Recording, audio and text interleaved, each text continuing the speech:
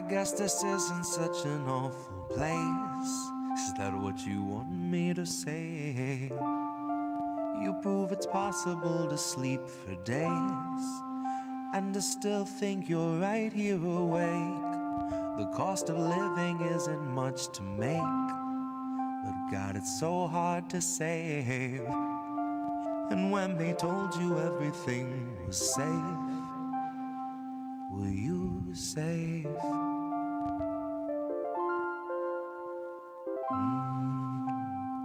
Were you safe?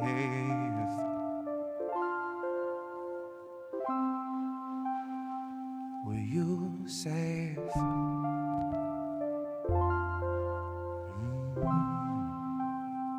Were you safe?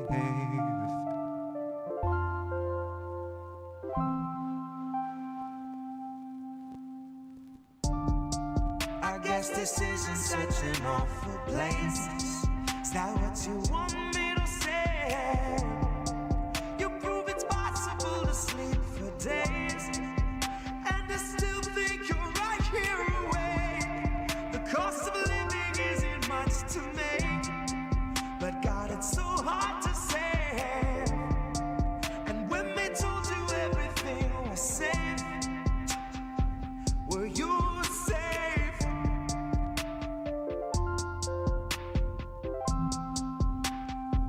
Were you safe?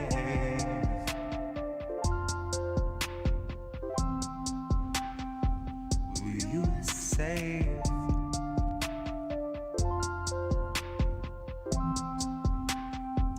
Were you safe? Fresh off the masses, the brand new cancerous growth, who has come here to vie for your vote. Come here to cry at the camps and to mourn at the shore for the bodies that float by the wreck of an immigrant boat. Then it's back to their luxury home, couple security booths and a moat. Couple cigars, little escargot, little booze and a soak. Just breathe in the steam and the smoke. Pink salt, lavender, candles are low. Shit, when you do what you do, gotta lighten the load. And he got a life of his own that's a sight to behold. And it's a lot to control, to decipher the code or to siphon the soul. The cost of a good night's sleep for the working elite is a bargain, no matter the toll. Worth any wager, and that comes straight from the mouth of the means to the goal that will swallow us whole. Ripe for the picking if you don't mind mold, and you know I don't. Maybe we're pleasantly prone, maybe we're taking a licking, compliantly ticking and ticking and ticking, but never explode. No, I don't deliver the prettiest image, but damn if it isn't an accurate vision of natural fission, of rage at the system and abject heartbreak, patiently waiting for any who will listen. That little blue bird who was watching your words is a federal carrier pigeon, a Langley first.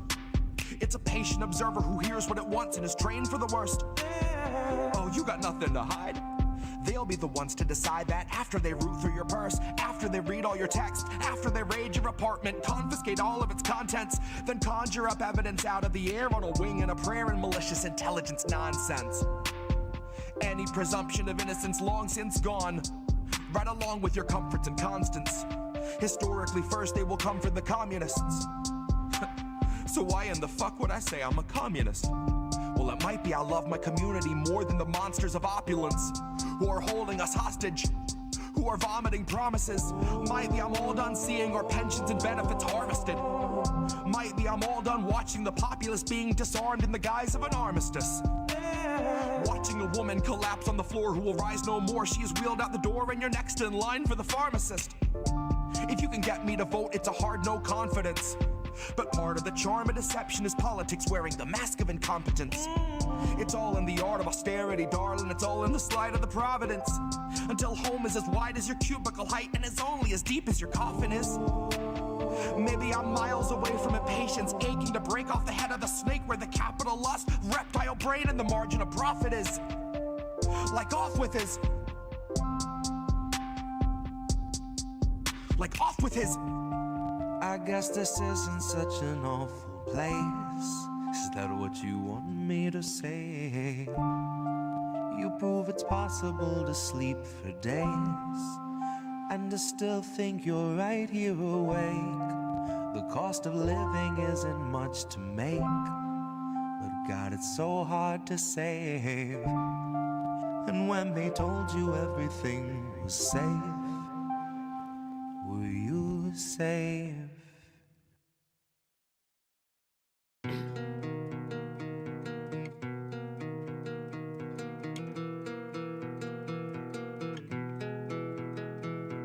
People, you don't think I see you crying in your cars, but I do. Sometimes I can feel it at a red light, someone at my side trying to muddle through. See them wiping their eyes in the rear view, like black hole sun in the sky. Why the fuck won't you come when I need you? Well, this moment in time is as close as we'll be and as far as I'll meet you.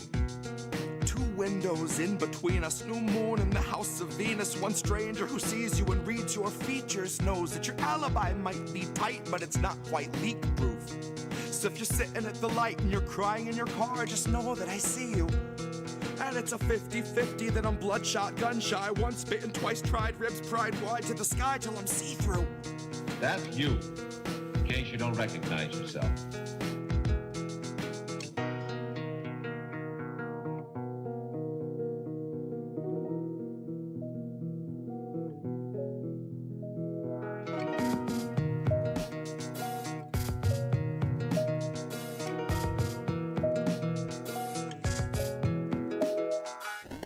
You don't think I see you struggling to breathe, but I do.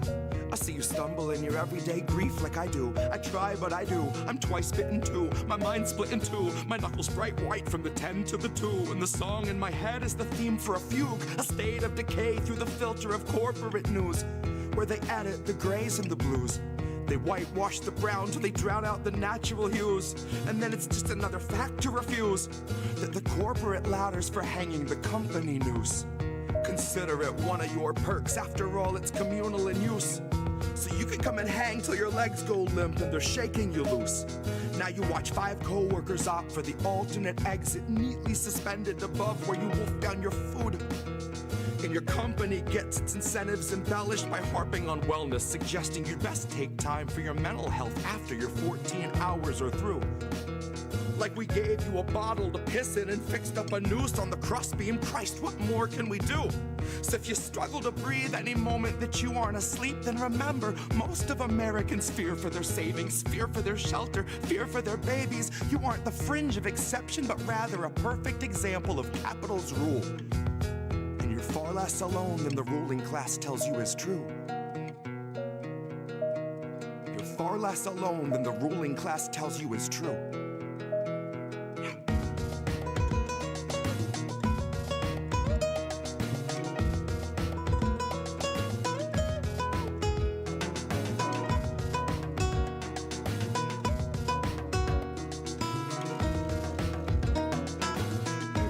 I see you crying in your cars, but I do.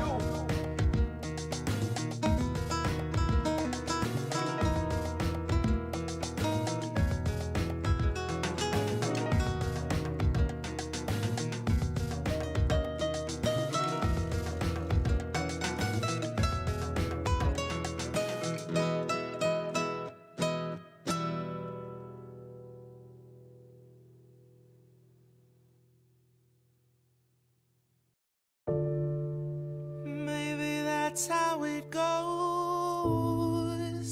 We won't open our eyes, so we're the last ones to know. We're the last ones alive. Kept our enemies close. Wondered why we don't thrive while we're grasping at ghosts. Counting backwards from 5. Counting backwards from 5.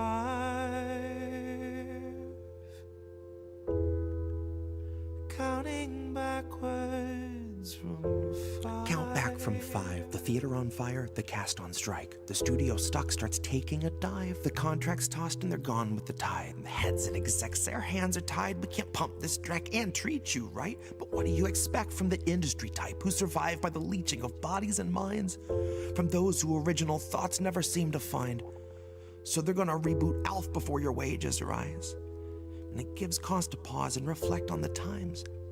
if they're losing control of their fools and their mimes, when all those obedient actors who grew their careers by averting their eyes are now holding the line, along with the authors of countless scripts that strengthen the hand of that corporate grip, squeezing our throats till we take the pen and we accept and consent to the corporate drip.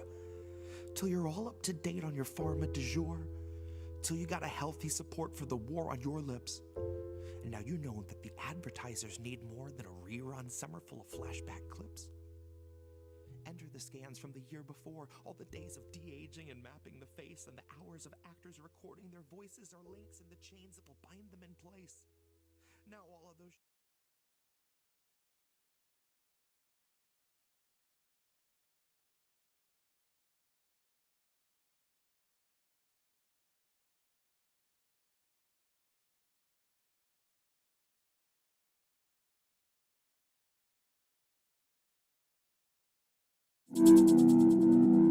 There's a difference between peace and liberation, is there not? You can have injustice and have peace. Isn't that correct? Have peace and be enslaved. Yes. So peace isn't the answer.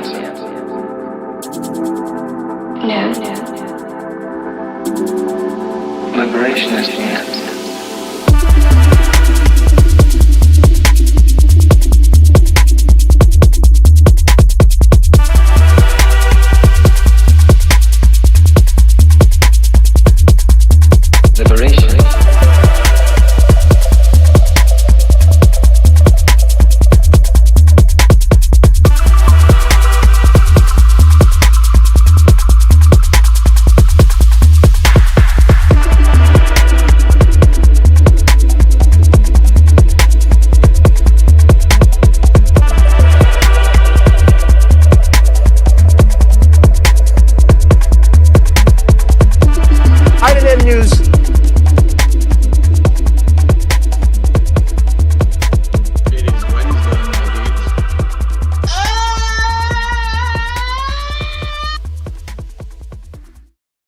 Mistimed that by half a second, Care Bear, I think.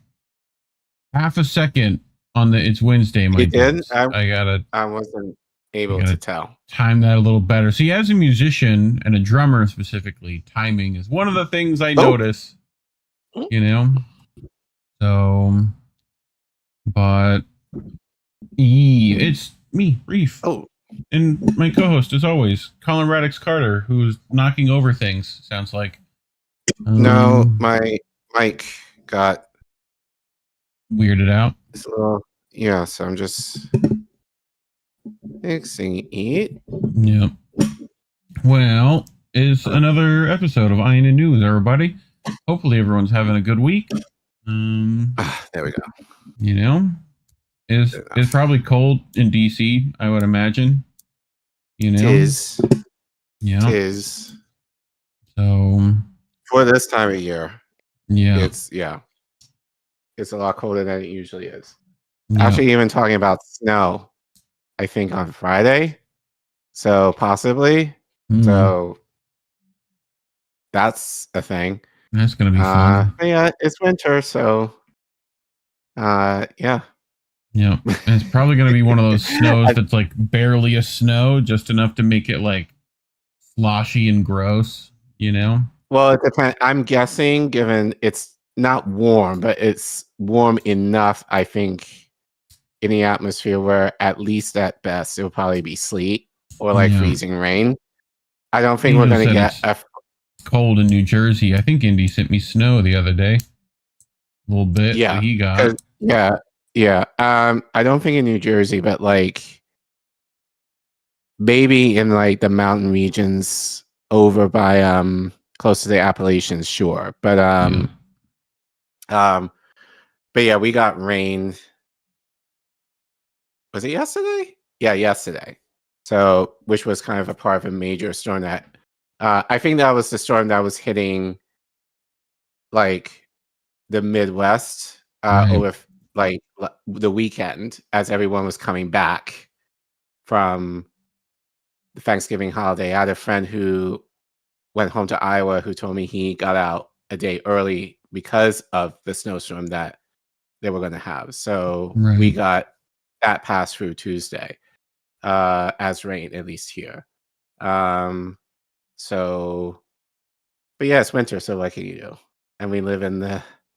Yep. I don't live where you is.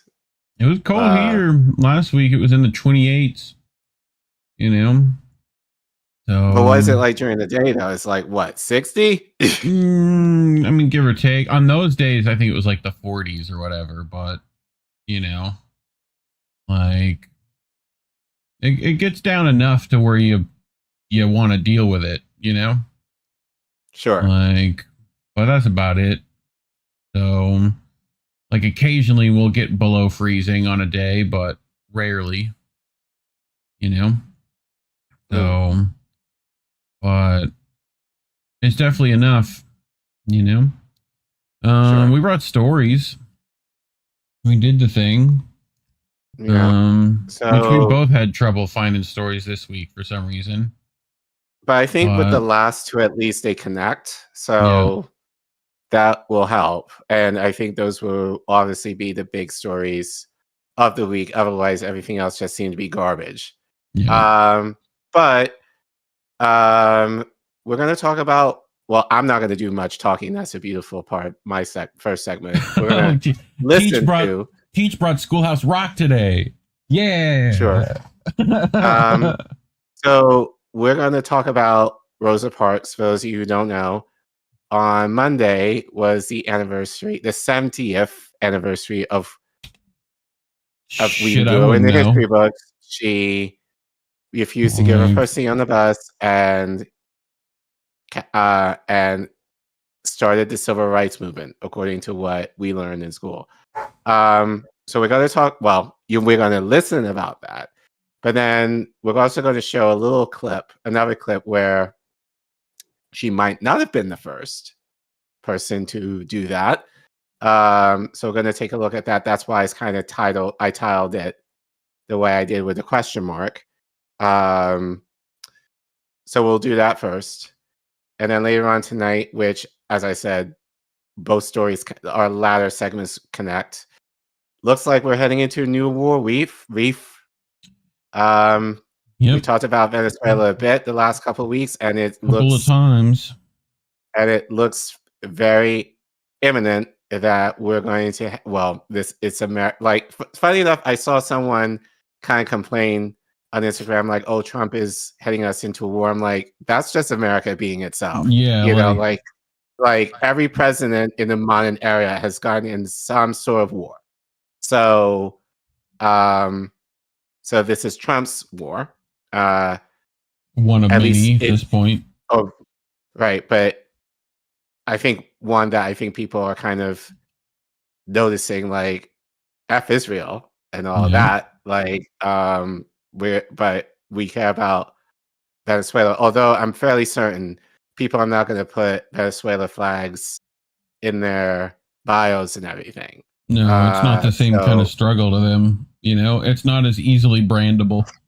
You know. Well, you're going to talk about that in a sense. Yep. So actually, why don't you kind of give a little preview with that? So, well, I mean, pretty much they're manufacturing consent again.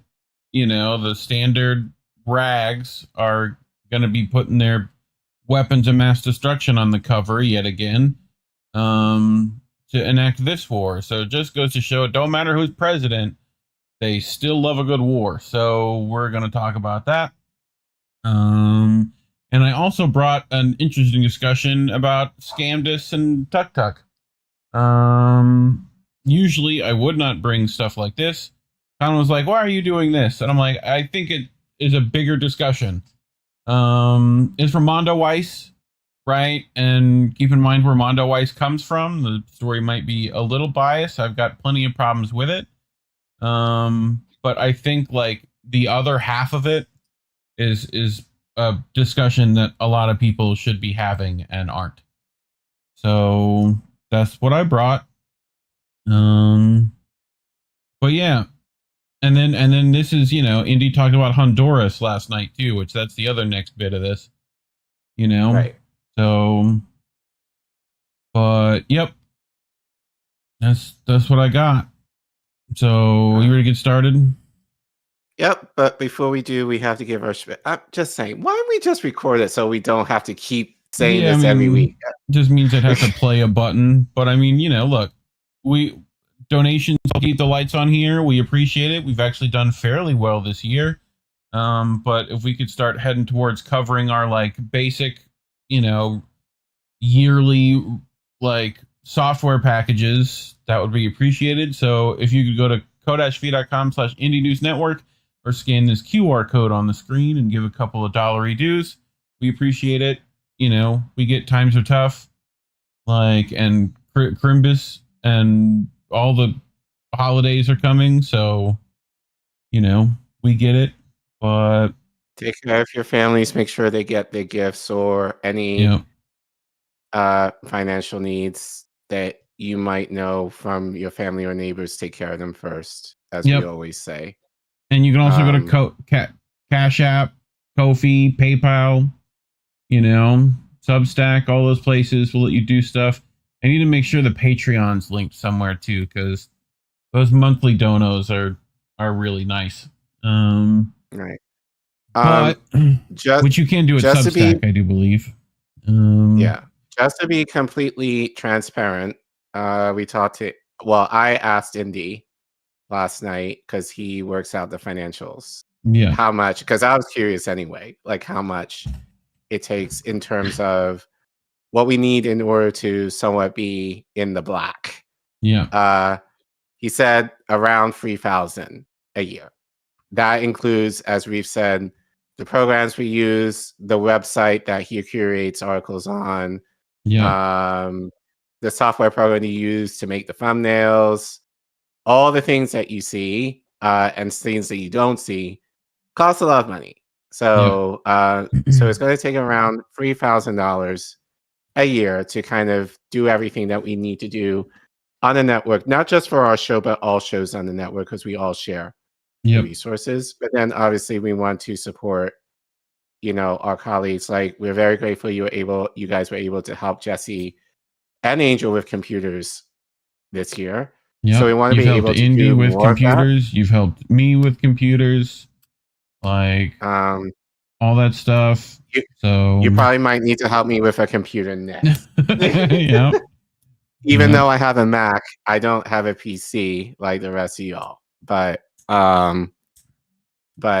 yeah, we are very appreciative of how you guys have helped us and supported us this year. And we understand that times are tough. So obviously take care of yourselves and your families and your neighbors first.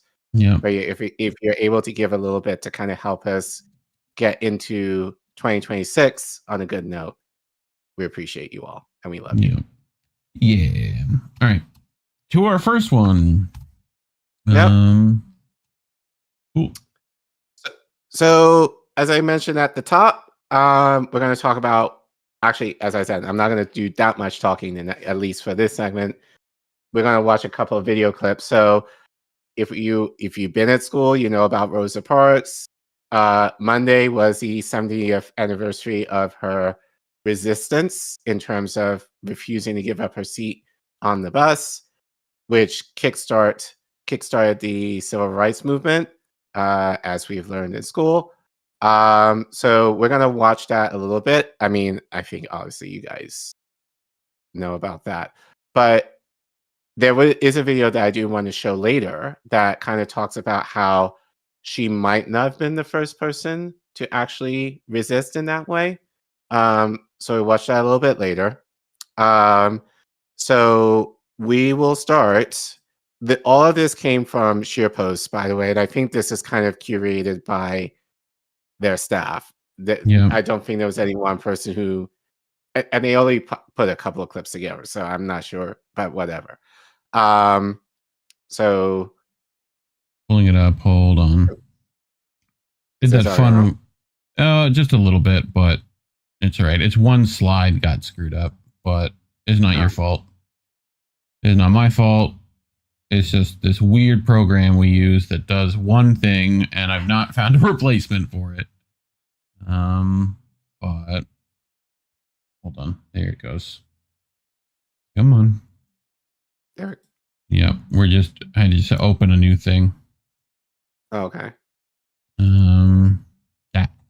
All right. So that's the one slide that got screwed up, and then we could go back to the other this one. That's the only one. All right. So this is from ScheerPost. So their staff curated really the clips for this. I do not take any credit for this at all. But they report 70 years today, Monday, since Rosa Parks sparked a movement with one act of courage. So they write, 70 years ago today, Rosa Parks refused her seat on the bus. We remember her act of defiance not as a solitary moment frozen in history, but as a reminder of the ongoing struggle for racial and economic justice. Parks' refusal to give up her seat was a catalyst for mass collective action, the kind of grassroots organizing that still drives progress today. Well, I think you have a clip kind of going against that a little bit, but we'll get into that later. Honoring her means recommitting to policies that dismantle systemic racism, protect voting rights, strengthen workers' power, and ensure every community has the dignity and opportunities she fought for. Her legacy calls us to keep pushing, keep organizing, and keep imagining a more equitable nation than the one she confronted. So we're going to play this clip. This is from Knox News. Okay. So you might have to speed this up a bit because I think it's about 8 minutes long. But it basically goes into the legacy that Rosa obviously left behind on her day, which, as I said, as of this recording, was on Monday, December 1st. So we'll watch the clip, and we'll continue with our commentary. Well, I was at Tennessee State University. The year was 1955. We could hear the commotion that was going on because I think this incident had just happened. We were close, looking at the TV and the radio so that we could hear everything that was going on because I think that was sort of the beginning of the civil rights movement. We are so excited because this year we are commemorating and celebrating the 70th anniversary of the Montgomery bus boycott. On December 1st, 1955, Miss Rosa Parks, took a defiant stand, or I guess seat, if you will, really for justice, if you will. And it was one of those moments in history that really sparked or ignited a movement. It will spark the Montgomery bus boycott, which will last 381 days in Montgomery, Alabama, and really change the trajectory of history in our country. Hey, she's an exciting figure in and of her own rights, but the fact that it's a woman, I think, in particular in that moment, really bodes well for the extraordinary people. Much love from Mexico. Who did just extraordinary things. We are commemorating and celebrating that 70th year anniversary of the Montgomery bus boycott and Miss Rosa Parks with Rosa Parks Day. It's a really beautiful tribute to this amazing woman, but it's also a tribute to our community and the great people of East Tennessee. There was a time in history when we couldn't sit together. There was a time in history when we couldn't connect with one another. There was a time in history where history tried to separate us. And because of Miss Rosa Parks and so many like her, history changed. I love talking to the ladies in this community because sometimes I think we relegate history to the national stage and the national names, but that's what BEC does. BEC is the place where African American history is preserved and conserved for generations to come, and we lift the voices of all of our people in our community. The nation was having a national movement. The movement was going on right here in Knoxville. People were having their own experiences. So I think if you really want to know what was life like in Knoxville, you got to talk to people who lived during that time. So that's what we're going to do. Let's talk to some folks who lived history. Lived in Louisville, Tennessee, which is on the outside of Knoxville. We still had to ride the bus, but from where I lived, first place to even get to the bus, I had to walk 3 miles. After walking 3 miles, you would just get on the bus and obedient, go to the back. 7th grade, I just did what was the law. Catch the bus and do it, drink out of the colored fountain. That's the only thing we knew. It's the only thing you knew. I guess my race of people make me the proudest is because it seems like we're content when in actuality we're thinking about why is this happening? And that's why we just kind of all jumped into the movement when it did get started. I guess it was 1958 when I graduated from college. I've just graduated from college and I need a job. He says, well, there are no colored vacancies here. So that was the law. Like Lindsay said, you just abide by the law back then. 8 years later, I had to come back to Knoxville. And guess what they were doing? Integrating the schools. And he asked me, do you mind teaching in a white school? So guess what I asked him? I said, do they have children there? During that time, I had a similar experience as Rosa Parks. I was living in Miami, Florida. I got on this bus and I sat on the seat just as you exit the back door. And the bus driver looked back. He said, "You can't sit there. You have to move." I responded, "No, I'm not moving. I paid as much as anyone else to ride this bus." The policeman came on the bus and he told them I refused to move. They told me they were sorry. They would have to take me to jail, which they did. So when I went to court, the plaintiff wasn't there. So the judge told me, "So we can just dismiss it if it's okay with you." Well, I told him okay, which I regret to this day. Were you afraid when you went to jail? Or? Oh, no. I felt that it was a great injustice, and I always felt that it was wrong. Okay. And I never felt less, than anybody. I don't know, it's just in my DNA. This affects not only our community, but the entire country. It took over 3 years between the Montgomery bus boycott and what led to the U.S. Supreme Court decision. So it was a long period of time that they continued this bus boycott. A lot of people were involved in it. So it's very instrumental in how we got to 1964 Civil Rights Act and whatnot. So what I'm so very, very proud of is that we were segregated, but we rose up. It just wasn't this way. And you got on the bus, you happily went to the back, you're walking on the sidewalk, they come by, push you off the sidewalk, you got off the sidewalk, let them go by. They were just so mean. And you just wonder why, but... I thought about that for a long time, the irony that's in that story. I couldn't get a job because they were not integrated in the schools and I was Black. And then when I came back to town, they were integrated in the schools and I was still Black. I think women in the movement and women in history have always been extraordinary because they've always found a way to be resilient, even if it meant that they may not be the voice of that resiliency. They may not be the face of that resiliency. They were the power behind that resiliency. Rosa Parks left legacy. She left something bigger, something greater that each one of us can tap into. I hope that as we celebrate and as we commemorate, that we get excited about learning about more people in history who did extraordinary things that inspire us to also want to be extraordinary. Well, I think it's very important that we know our history. We must never forget, because we're standing on the shoulders of all of the civil rights activists and people who suffered the most brutal treatments that we can even imagine. Our children need to know that. Each of our generations, we're going to get stronger and stronger. And I also agree that the foundation of us getting stronger and stronger has been built on nothing but love.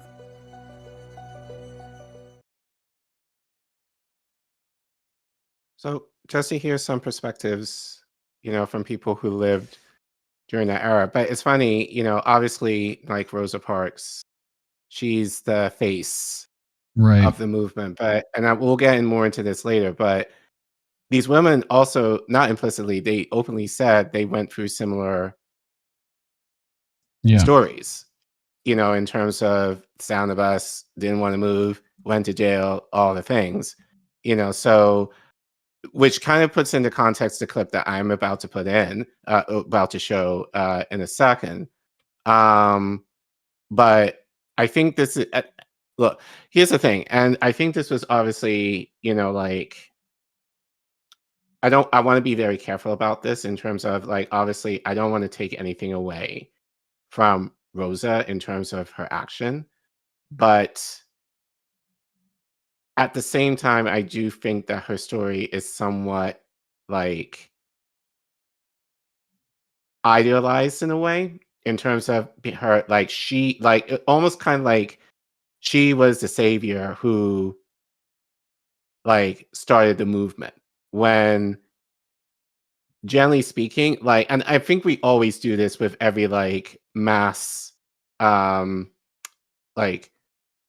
resistance. There's always going to be one person who kind of becomes the face of it, when it's actually the people are the ones collectively, who are doing the work. I think if you kind of look at someone like Chris Smalls, who we reported on years ago, he became the face of, the Amazon strike. But as we have reported and interviewed several people on this network over the last few years, and you can check in our archives for that, the work involved a lot of people. It wasn't just him, but Smalls became the face of it. So I think it's just a reminder for us that where there's one, there's often many, and we should hear those stories too. In addition to the one that's getting the most press / screen time. Yep. I mean, I feel like it's also just like this is a generation ago. Like, it's not, people kind of think of it as distant past, like, Right. like there's still people alive, like, who remember this, Mm-hmm. So, but And yeah, I mean, I think it's just the idea of like how much further along have we really gotten in 70 years? Yeah, in terms not of much. Not much relatively, which is why you have to kind of look at our current state of government and as to why we're not farther along And in terms of economic justice and racial equity, that people in this country say that this is what we stand for, when like, we still have issues with race, we still have issues with economic injustice, we still well, have that's issues. the problem. No one wants to deal with the underlying problems with any of this. Like, and that kind of leads me to our next story at some point. But, it's a very similar thing of like, these people aren't, they're not pushing for the underlying issues to like get dealt with, Right. Like, But it's I easy think to take the like initial, like a problem. It's all the underlying shit that American empire doesn't want you to deal with, So, Right. But that's the thing. It's like people like that back then, I think, had a better idea of what needed to happen. Like, MLK talked about UBI before Andrew Wang did, like in our recent memory. So there were ideas in terms of universality, and we kind of I say that word a lot because, like, it's truly the only way. And yeah, there might be issues with it. I think if you can kind of look in terms like, well, why would a rich person deserve the same thing that I'm supposed to get and I'm poor?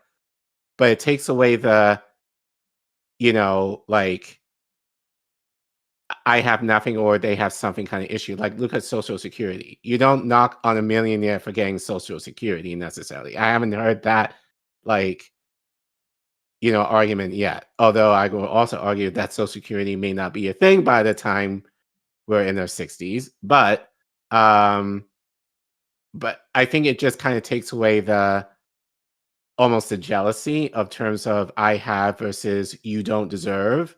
It's the idea of like, on the basis of a human, this is what you get. And what you choose to do with that is up to you.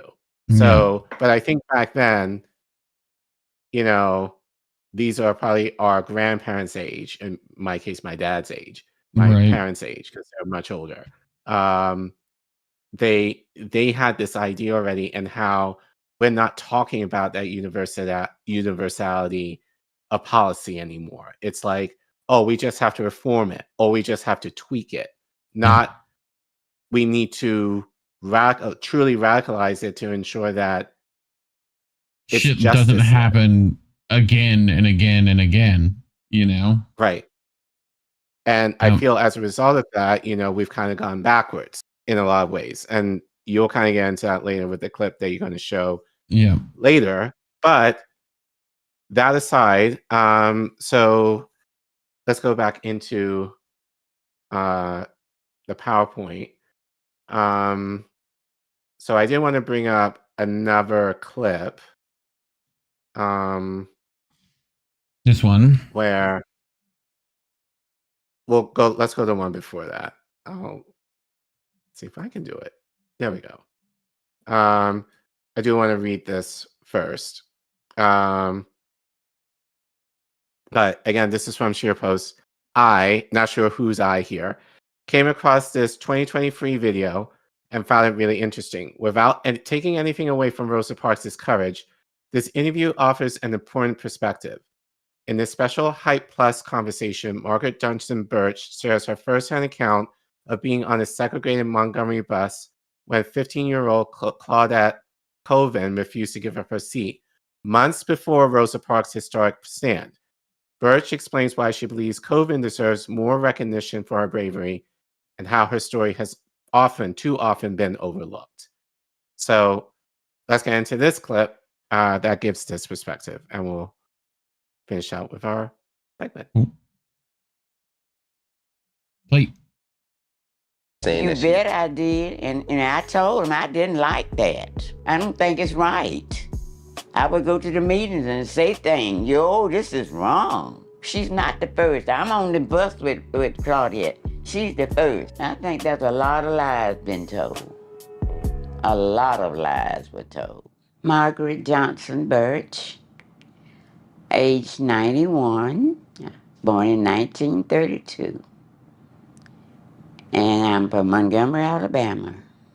I came up as a child, I would call it a struggle. You didn't have no money, your parents didn't have money.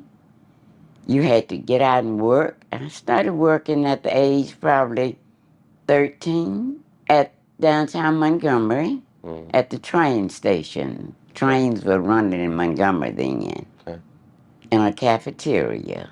I knew how to cook from the age of 6 or 7, so that's how I started. I didn't go to school like most girls because my mom had 12 children.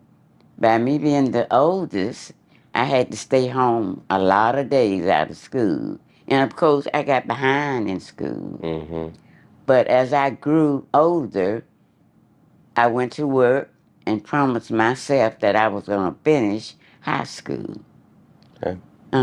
As far as, you know, one thing about Montgomery, it has been a place known to help start off the civil rights movement. Of course. At what point did you see race as a youngster? When did you experience it? When was your first racist encounter for yourself that you can recall? My first race encounter was when we had to walk to school every day. So you had to catch the City Line bus, of course. And if the bus is full of white people in the front, then the bus driver would hand his hand out the door. He wouldn't let you come through the front door. You hand him the money and walk to the back.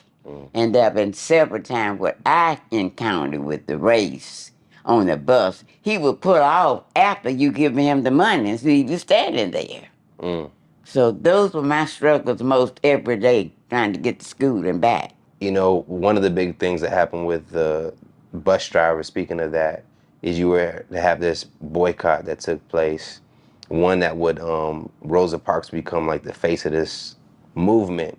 But we would later find out in history that there was somebody else. Yes. Claudette Colvin. What's your relationship to her? She was my neighbor. Wow. She was 15 years old. She wasn't old as I was pregnant. That was in 1955, March. So she sat down in the white section. You had a long seat here for the black and black over here. But she sat over here where the white people sit. Okay. And of course, he looked through the mirror and saw her sitting there, and he immediately started hollering, "Get up back there. Do you hear me? Get up. Get up back there. Do you hear me, girl?" And stuff like that. She didn't move, and she didn't answer him not one time. And by me being older, and I'm saying to myself, why don't Claudette move? Saying to myself. So you're seeing this. I'm looking at this. You on the bus. I'm on the bus. Wow. I'm looking at her. And she in the wrong seat. I'm saying to myself. Because I knew he's supposed to come and hit you and beat you up. Right. That's what I was afraid he was going to do. But when I said that, she don't have to do nothing but stay black and die. And when I said that, he immediately got up out of the seat. I stood up and braced myself because I thought he was coming to hit me. But he didn't. He went straight by me, went out the back door, went in the cafe and called the police. They came to the back door, went to her seat, picked her up like she was a baby, took her out of the seat, went out the back door, and threw her in the police car. Are these white officers doing that to her? That was always white then. You didn't see no black officers then. Okay. Just white. Got you. What's happening in your mind? Are you thinking they about to come for you next? I thought they was gonna come and say something to me, but they did. He came back to the bus and he continued his route and put us off the bus, and we went straight to. We called that lady Aunt Shug, her auntie house, but we all called her Aunt Shug, you know, and told her what happened to Claudette as she was in jail. Wow. And Claudette was pregnant at the time? I don't know. I don't know that. Got you. Now I hear people say that. I don't know whether she was pregnant or not. I can't say that. Understood. Right. Now, but I did say whatever happened to her, it happened to Rosie. She was recognized. Whether she was a 15-year-old girl, she was a human being. And I think that was wrong to treat her like they did. and how did you feel they treated her? They didn't recognize her as being the first person that was Rosa Parks. She got it. She was working down there with some black people at the NAACP or something. But she was working at the Montgomery Fair. She sold there. And they got her, I guess they just got together and got her to do, and I always say they did because she was real light. Yeah. Yeah, I still would say that. Claudette was dark skinned. Yeah. This lady was lighter than me. Because that was the conversation that I was seeing, was that they felt that Rosa Parks was like a better image for a better person for the job. So they could push this. And push it on. This was the NAACP putting this together? Yes. Wow. And this man that was really behind it, he was a porter on the train, but he was in that organization. He was in it. And I always say that from my perspective, he was going with her. Oh. Yeah. I got you. Oh, yeah. Got you. There was something going on between him and her.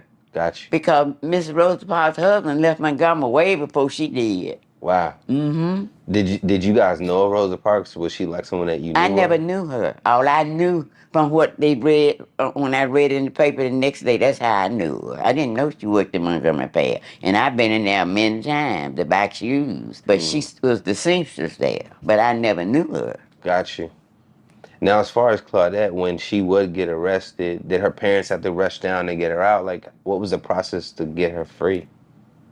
Lawyer Gray had just finished law school in Cleveland, Ohio. He's from Montgomery, Alabama. They just named a street in his honor over there, Jeff Davis, Lawyer Gray. They just gave his name, changed his name, because he was the first lawyer that they called. And right out of law school, he didn't know what he was doing. He just came and took the case and went from there. Wow. Mm-hmm. Now, one thing could be said when you look at this is you mentioned that you felt that Claudette, her skin color may have been the reason. Were there other reasons why you think they decided not to pick up Claudette's Well, case? from what I hear, she was pregnant. Someone said that, but I can't say that because I don't know. Did you have any like animosity when you saw Rosa Parks get all this love and people pushing her and saying You bet I did, and I told him I didn't like that. I don't think it's right. I would go to the meetings and say things. This is wrong. She's not the first. I'm on the bus with Claudette. She's the first. In fact, Claudette wasn't the first. Miss Smith was the first one, but they never recognized her. Gotcha. But they gave her a plaque in her yard 2 weeks ago. Look how long that's been. Right. They set up a big plaque over there for her. They trying to, fix it. Mm-hmm. Process that I knew when I would go to some of the meetings at Hope Street Baptist Church. That's where they met at. Until my husband stopped me from going because he figured it was kind of going to be bad over there. In fact, it was. But anyway, they always got Rosa Parks into everything and anything. And then I say, where was she? I don't care if she was 15 years old. She still was a human being. That's the way I looked at it. Yeah. How did Claudette feel about it? How did Claudette feel about it? Oh, Claudette was bitter. Yeah. She's bitter to this day. Mm-hmm. So in this aspect, who do we blame? Is Rosa Parks to blame for this? Is the NAACP to blame for this? Rosa Parks is not to blame. She was just going about what they did for her. And I guess that's was okay with her. Yeah. I blame those people in the ACP and that Porter, that main, and he's the main one. He worked on the train station. Okay. He got a name after him over there. I can't think of it right now, but it's in that book. They pushed it, and he was the main one pushing it. Got you. Mm-hmm. Rosa Parks would become the face of the boycott, the movement. What do you think things would have looked like if Claudette would have got that spotlight? Oh, I can't. I couldn't really say. I just wouldn't even see her being pushed. I don't think they would have ever pushed her. I really don't. They had what they wanted, and they used it, and they went on with it worldwide. So is that like one of our biggest lies that we've been told in terms of like Black history? I think there's a lot of lies been told. A lot of lies were told.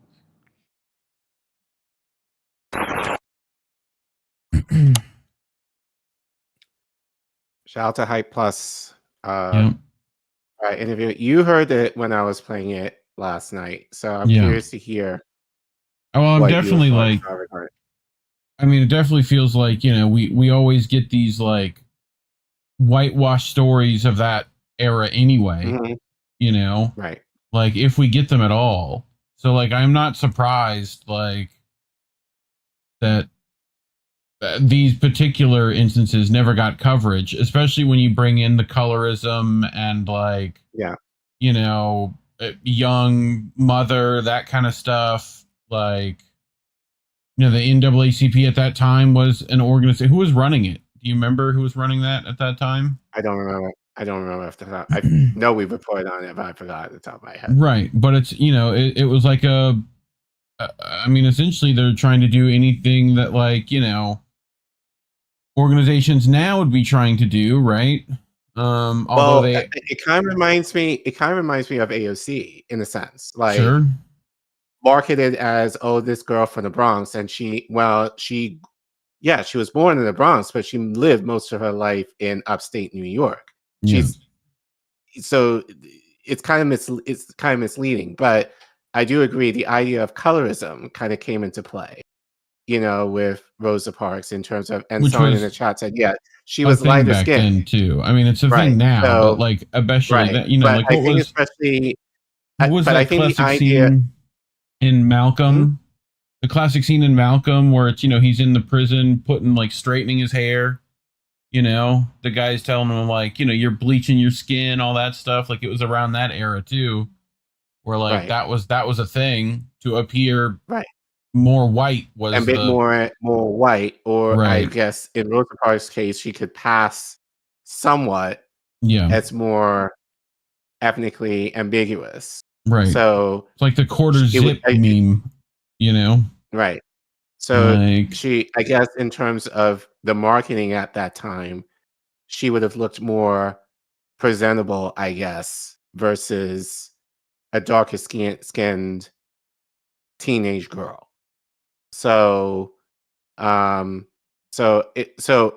and funny enough, I've heard this before in terms of Rosa Parks wasn't the first, and as you said, it's not hard to believe any of this because, as I said, with Chris Smalls, same thing. He became the face of that strike, Amazon strike, but we've interviewed, Indy has especially interviewed many people associated with that the mainstream media will never know, never touch, will never touch for whatever reason. But it's always, and I'm sure, and we talk to those people, you know, that they can't help but to feel some type of animosity that this person is getting all the praise while they essentially are doing the work or have been doing the work and haven't gotten that. Not to say they're looking for that airtime recognition, but they're also looking for that recognition too. Right. So, so I think it's very important. I think especially in independent media, and this is what we try to do, is to try and highlight as many perspectives and voices as possible, so we can get a more nuanced but a greater, larger picture of like the reality of issues and how different people might respond to the same issue. But yeah, I thought it was interesting because, again, not to knock Rosa for her activism, because given she was affiliated with the NAACP, obviously she was connected. They were probably working on this anyway. Fine, we will take that. But that's not to. Oh, it shouldn't overshadow the hundreds, if not thousands, of people who did that same thing quietly. And you will never know their names because of whatever reason that we will never know in history. So I thought it was important to kind of give that perspective. But you brought this clip because I think you found this on Reddit. Yep. So if you want to kind of explain the basis of this. Well, I just felt like this is still happening. Like, it's not like this is ancient history where we fixed it, boys. Boycotts happened and everything's fine. No, it's still happening. U.S. military police have suspended solo patrols in Okinawa after they wrongly body slammed and detained an American civilian who was visiting and not under their jurisdiction. And, this Obatunse, as a black man, it's crazy how you could travel to another side of the world and still experience police brutality from a local American patrol unit. Like, you go literally all the way to the other side of the planet, and you got to deal with this. What the Yo, what are you doing? Told you not to touch me. You have no right to touch me right now. Get the video, bro. What is your name? What is your name?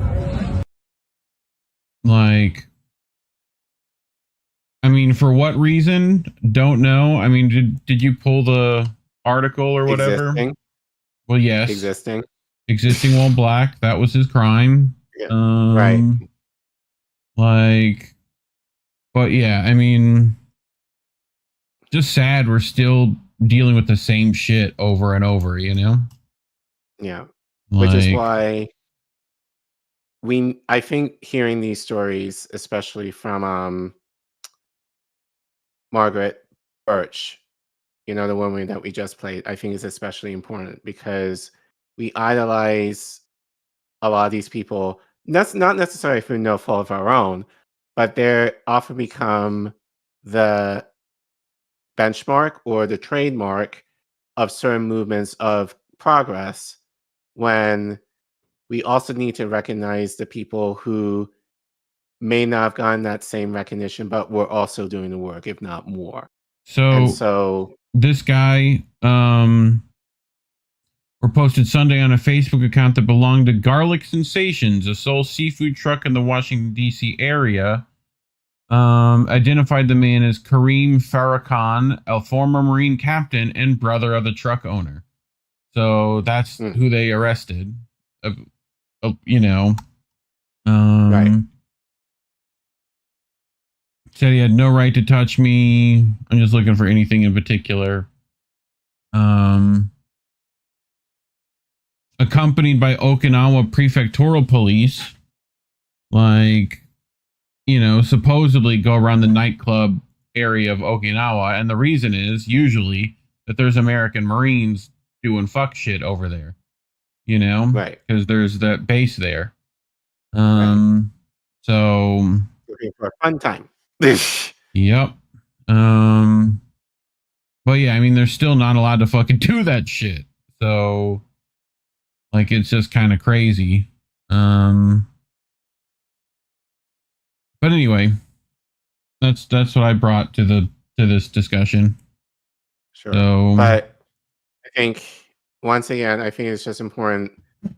We need to uncover these hidden histories to get a larger understanding, and I think we have to be somewhat critical of the people that we are kind of thrown in our face, especially in history, like in school, as to like, this is the person that did this is the person that did that.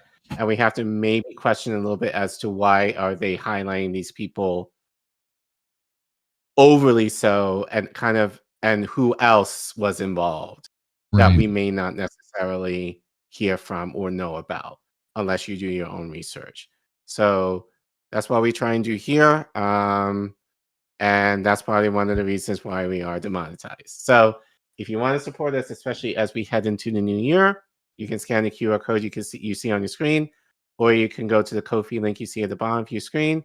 If you're in the YouTube chat and we are live right now, you can type in !donate if you've forgotten the link, and the link will pop up in the chat, and you can donate as little as $1 will help. And as I said, all your proceeds will help towards going towards helping us, maintain the network and this channel for the upcoming year, so we're able to pay our bills, as well as maybe to support other members in the network for any equipment they might need, which we're able to do this year. Obviously we know it's the holidays, people are kind of stretched for cash. So if you want to support us, the free way is to like, comment, and subscribe to our channel. Make sure you leave a comment. So were you guys aware of were you guys surprised that Rosa Parks may not have been the first in terms of her protest on the bus in Montgomery, Alabama? Were you aware of Birch's story that, of Claudette Colvin, that there was a 15-year-old girl, Covette, who did this months before she did, but she didn't get any recognition in the press, or barely any. What are your thoughts on that? And what's a way, in your opinion, that we can, highlight the people who may not always get recognition, that we're able to somewhat recognize them in our history? So let us know in the comments or in the chat what you think. And thanks for watching. So, well, chat, how you holding up? Chat, you doing okay? Indy over on Rumble asking, who are these people? I mean, you'd think Indy would know by now. We have people filing in and out on Substack, and then on YouTube, I know Jack's Page gave us a couple of dollary dues and said, much love from Mexico. So appreciate you. What else we got? So Cordlord had a lot to say. Yeah. So he said, damn, imagine all the real heroes we will never know because of BS like this. He also said it was PR, it wasn't history, sadly. I think there's a bit of both. Yeah, it's both. I mean, again, I don't want to take away with what Rosa did. You know, it just worked in her favor given who she was connected to, and in this case, the color of her skin, that got her more play. And that is true still today. That hasn't changed. It's not usually the matter of what it is, but who it is that often gets the message across. So, and we can't say that Rosa took advantage. I mean, she was told, she did what she was told or was instructed to do. So I don't want to take that away from her, but it's misleading to say that she was the first one to do an act like that, whereas we learned tonight there were others who did it before her. So, but they all should get some type of recognition, and not just Rosa. I mean, the fact that I remember last year, like taking the bus home, there was a pamphlet on one of the chairs on the bus in memory of Rosa Parks, basically being like, remember what she did, just in memory of her stance. Right. So when we talk about this act of like, especially with buses, it's Rosa Parks, Rosa Parks, Rosa Parks. Like, And there's probably thousands of other people who did the same thing that were locked up, same as Rosa Parks, but never got, well, we don't know who they are. So yeah, I agree with Reef. It's both, but I think it's a little unfair to kind of say that Rosa, sure, should get some attention, but not to undermine anyone else who did. Yeah, no, she was part of the move. I mean, it's also more about like the NAACP acting as its own organizations and, you know, manipulating a narrative, you know, like, because they would have known and decided to do what they did anyway, you know. So, sure. But, you know, and a court agreeing with you pretty much, not taking away from her role. No. Yeah. He also said small peen authoritarians will always do this in relation to the jarheads body slamming people in Japan for no reason. Right. But yeah, no, I'm with you. I think it was an interesting story though, because I've never heard anything other than, you know, Rosa like I said, did it first. I didn't know names, so it's good to hear the names, at least the woman. Yeah. Or the girl. Well, the teenager who, but again, it's kind of, but I think, it's kind of one of these hidden history stories that, unless, not to say we would, like others wouldn't report on it, but unless if you're not sure where to look, you would never know. So at least to give that perspective in terms of, you know, Rosa wasn't the only one. And that's easy to, for me, that's easy to believe. So, right. But yeah, just giving that perspective, I think is valuable. That this in itself is movement, and in terms of some progress in terms of civil rights in this country. So ultimately, all these women, and and I think that's the thing. It's like, I think just even with that on a very general level, it's usually Black women who often are leading the charge in these things. And how often do we hear about the men? Right. You know, again, not to take away anything from like people like MLK, Malcolm X, and all these other figures, but it's often the women behind them that are often kind of running the shit behind the scenes.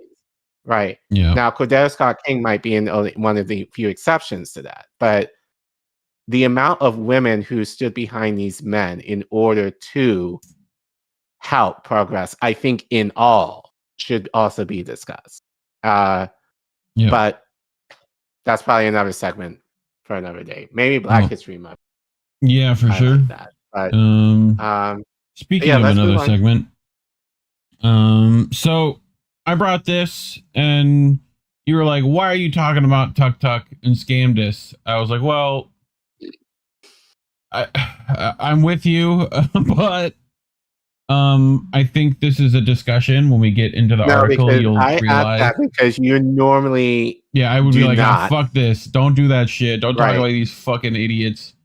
Right. So, for the reasons that I'm going to bring up in this segment, this is why we don't do this. And occasionally, it's good to kind of discuss this. But so this is from Mondo Weiss, right? Which, if you know where Mondo Weiss is from, you can get why they're heading down this road, right? But they write, "Stop calling right-wing criticism of Israel anti-Zionism. Recent comments by Tuk Tuk and Candace have drawn attention to right-wing critiques of U.S. support for Israel. However, it is a serious mistake for those on the left to see this anti-Israel criticism as anti-Zionist." And, just a forward, I don't agree with everything in this article, so you're going to find out. But I think there is the secondary part to this article I think is important. But again, interviews between Tucker and Fuentes and between Candace Owens and Finkelstein, who I got fucking issues with right now too, Norman. You know what the fuck you're doing? Like, have brought increased attention to right-wing critiques of U.S. support for Israel. Voices across the political spectrum have taken to referring to those critiques as right-wing anti-Zionism or anti-Zionism on the right.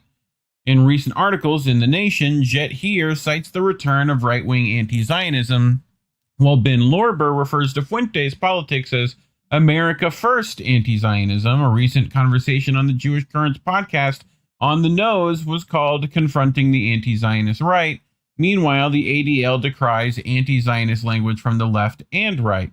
I'd argue that naming anti-Israel dissent on the right as anti-Zionist is a profound misnomer and a strategic error for those on the left who wish to combat Zionism as part of a broader decolonial struggle. And I think this is the bit, right? Right. So Zionism is a settler colonial movement aligned with U.S. imperialism and deeply imbricated from its origins from European fascism, racialism, and anti-Semitism. Anti-Zionism is a transnational, anti-imperialist, and decolonial movement that has been led intellectually and materially by the Palestinian resistance. Contemporary right-wing critiques of U.S. support for Israel, by contrast, are grounded in one of two tendencies: a particular form of hypernationalism, one that often refers to itself as isolationist or anti-internationalist, and two, anti-Semitic conspiracy theory, which this is where I somewhat have an issue with, like, Mondoweiss, because it depends on what they're calling a theory, you know? Mm-hmm. The former tendency generally leads its proponents to question the extent of alignment between U.S. and Israeli interests. The latter tendency may go further, weaving together denunciation of the state of Israel as such with anti-Semitic tropes like Jewish control of the media and Judeo-Bolshevism and Holocaust denial, except the whole Jewish control of the media, not even necessarily Jewish. It rounds about to that decolonial bit, right, where it's the empire that controls it. Plenty of those are Israeli, you know? Like, right. That's more the, you know, where is the capital? It's where the capital is. So, but I digress. Critically, neither tendency has anything to do with actual anti-Zionism, since both are fully compatible with underlying Western imperialist and settler colonial logics of Zionism, including ethno-nationalism, white supremacy, and Islamophobia. We might understand such right-wing politics on a spectrum for critical or of unequivocal U.S. support for Israel to, in more extreme cases, anti-Israel, but to label them anti-Zionist is a profound misnomer.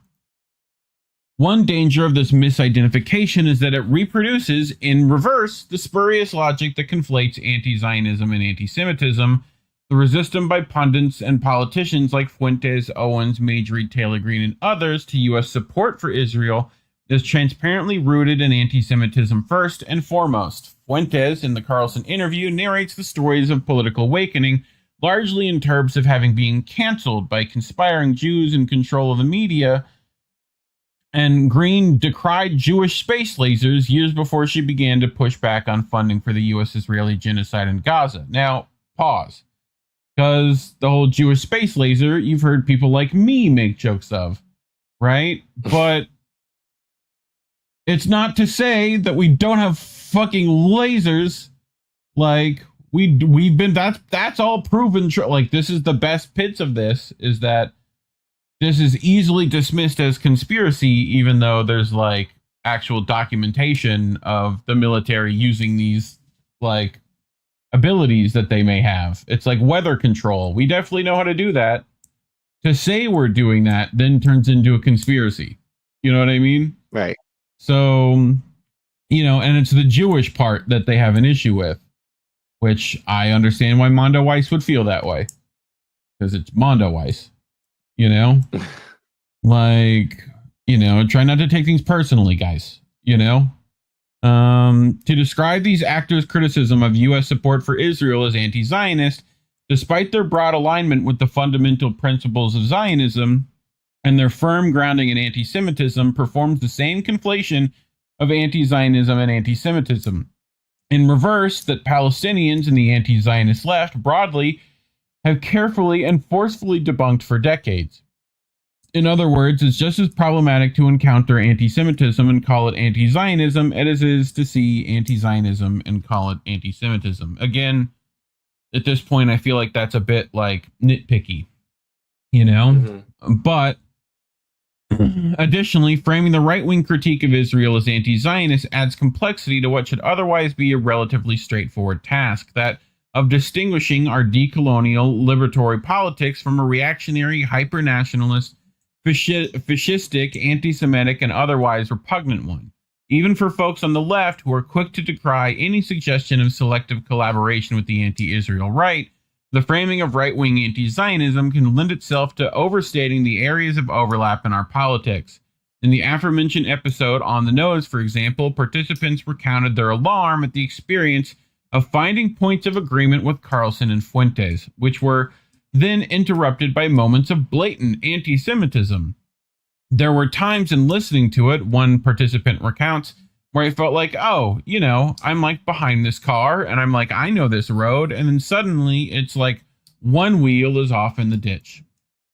Certainly, there is a danger, which the On the Nose episode participants identify in the classic fascist strategy of appropriating certain terms from the left to redirect popular resentment away from liberatory struggle. And I think that's the bit that I'm getting to, right? Where, you know, a lot of these people and this isn't just on the right either. This is also on the moderate liberal wing, you know, like that they appropriate certain bare minimum positions. And I don't know how many times I gotta fucking tell people that bare minimum positions are not worth praise. They're not. Like, that 10% you may align with them on, where, you know, you get told, hey, we got to work with these people when it's like, yeah, they can work with us when we're actively pushing for this information. But such appropriations and other rhetorical overlaps are generally relatively superficial when placed in the context of the exploited decolonial, anti-imperialist, and transnational principles of anti-Zionist politics. So while the podcast participants took care to parse out areas of a divergence with the right-wing commentators under discussion, my concern is that their use of the term right-wing anti-Zionism complicates the task by inadvertently reinscribing a narrative of overlap or even suggesting a horseshoe effect, which we know is nonsense.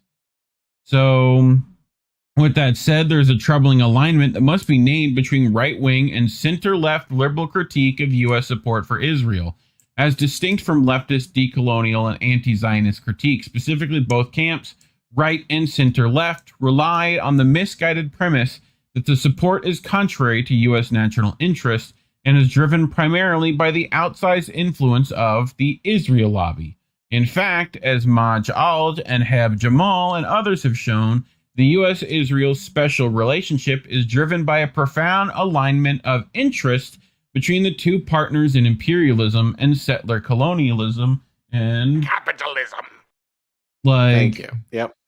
Like, it's not that crazy of a premise, you know? Not by the machinations of special interest groups that bends U.S. politics to its will. Likewise, both Democrats and right-wing pundits routinely claim that certain egregious genocidal acts of Israel are contrary to U.S. values or interests, rather than acknowledge that genocidal settler colonial violence is at the heart of the American project. And I think this is the whole big bit that I've been getting to, right?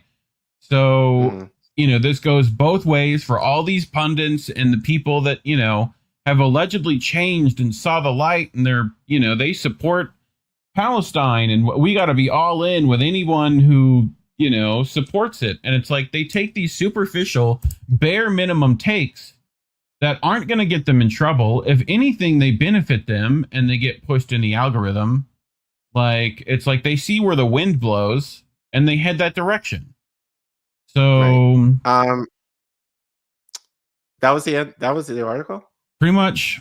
Okay. There's a couple of more. You know, they talk about colonization of Turtle Island, right? And how these people essentially won't, like, they're never going to critique the actual underlying problems, right?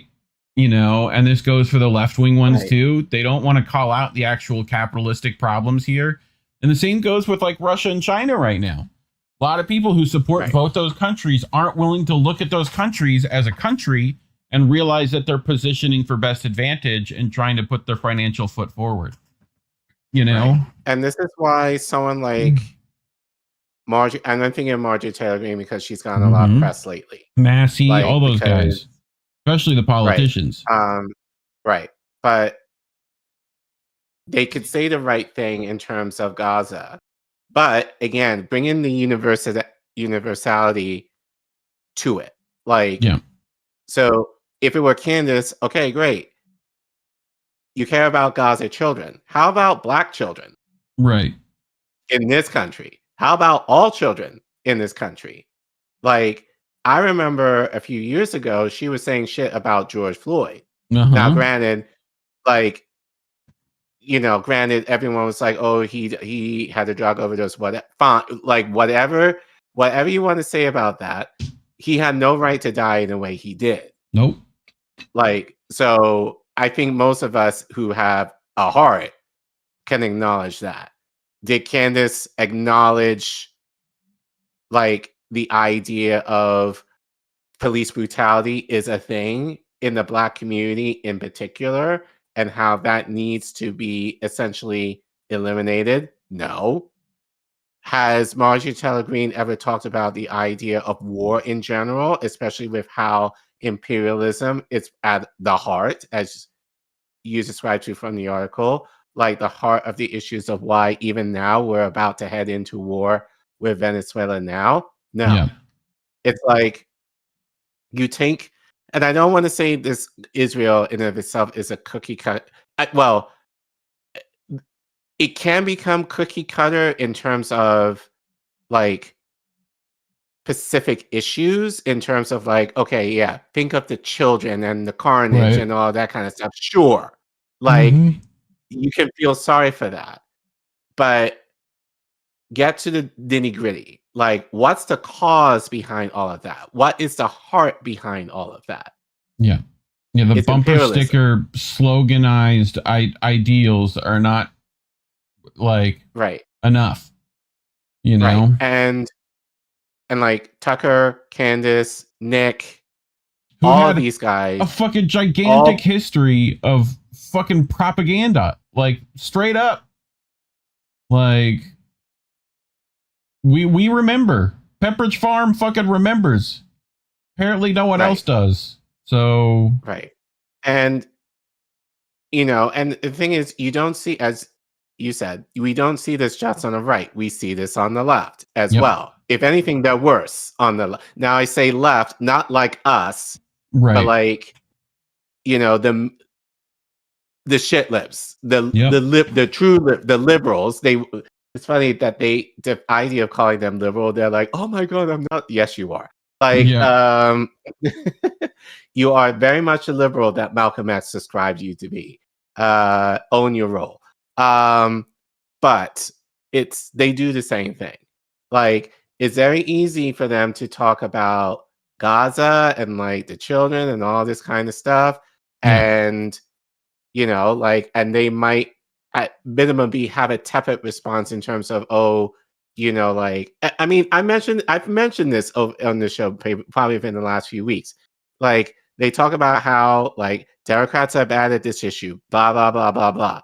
But when it comes time, voting season, it's like, we have to vote for these people, even though we don't like them, because the other side is way worse and they'll do a hell of a lot worse. What happened to like all this shit you were talking about, all these politicians in terms of Israel, Gaza, like corruption, all that kind of stuff? You don't think that still applies? And yet we still have to vote for them? So, so you see this shit on both sides. So I think really one of the things I think in the article that not to say I disagree with, but I think could have elaborated on a little bit more, is this is not an exclusive thing on the right. This very much happens on the left as well. Yeah, so, which they were far more focused on the anti-Semitism, which, I get why Mondo Weiss is doing that. Like, it's just a lot more obvious on the right, and it's easy to pick on the right. Yeah. When it's blatant, but it's not just so much when it's. Like, I brought it to mainly have our audience go, okay, they're not talking about the underlying issues of anything. It's all superficial, surface level stuff, and if the system works for these people, they don't complain about it. Like, they'll complain about everything else, but not the system. And that to me is the big like. No, why would they have to? Because they benefit from it. They're rich. Yep. And a bunch of these clubbers. Like, we need to don't forget, Marjorie Taylor Greene came into Congress a rich woman already. Mm-hmm. And now she's going to probably be even richer now.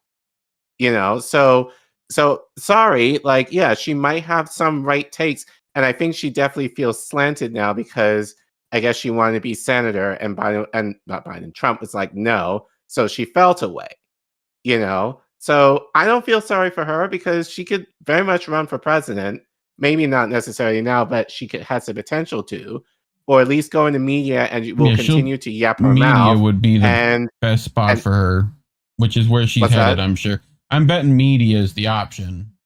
Because, like, why fuck with politics when you just got out again? You know? Right.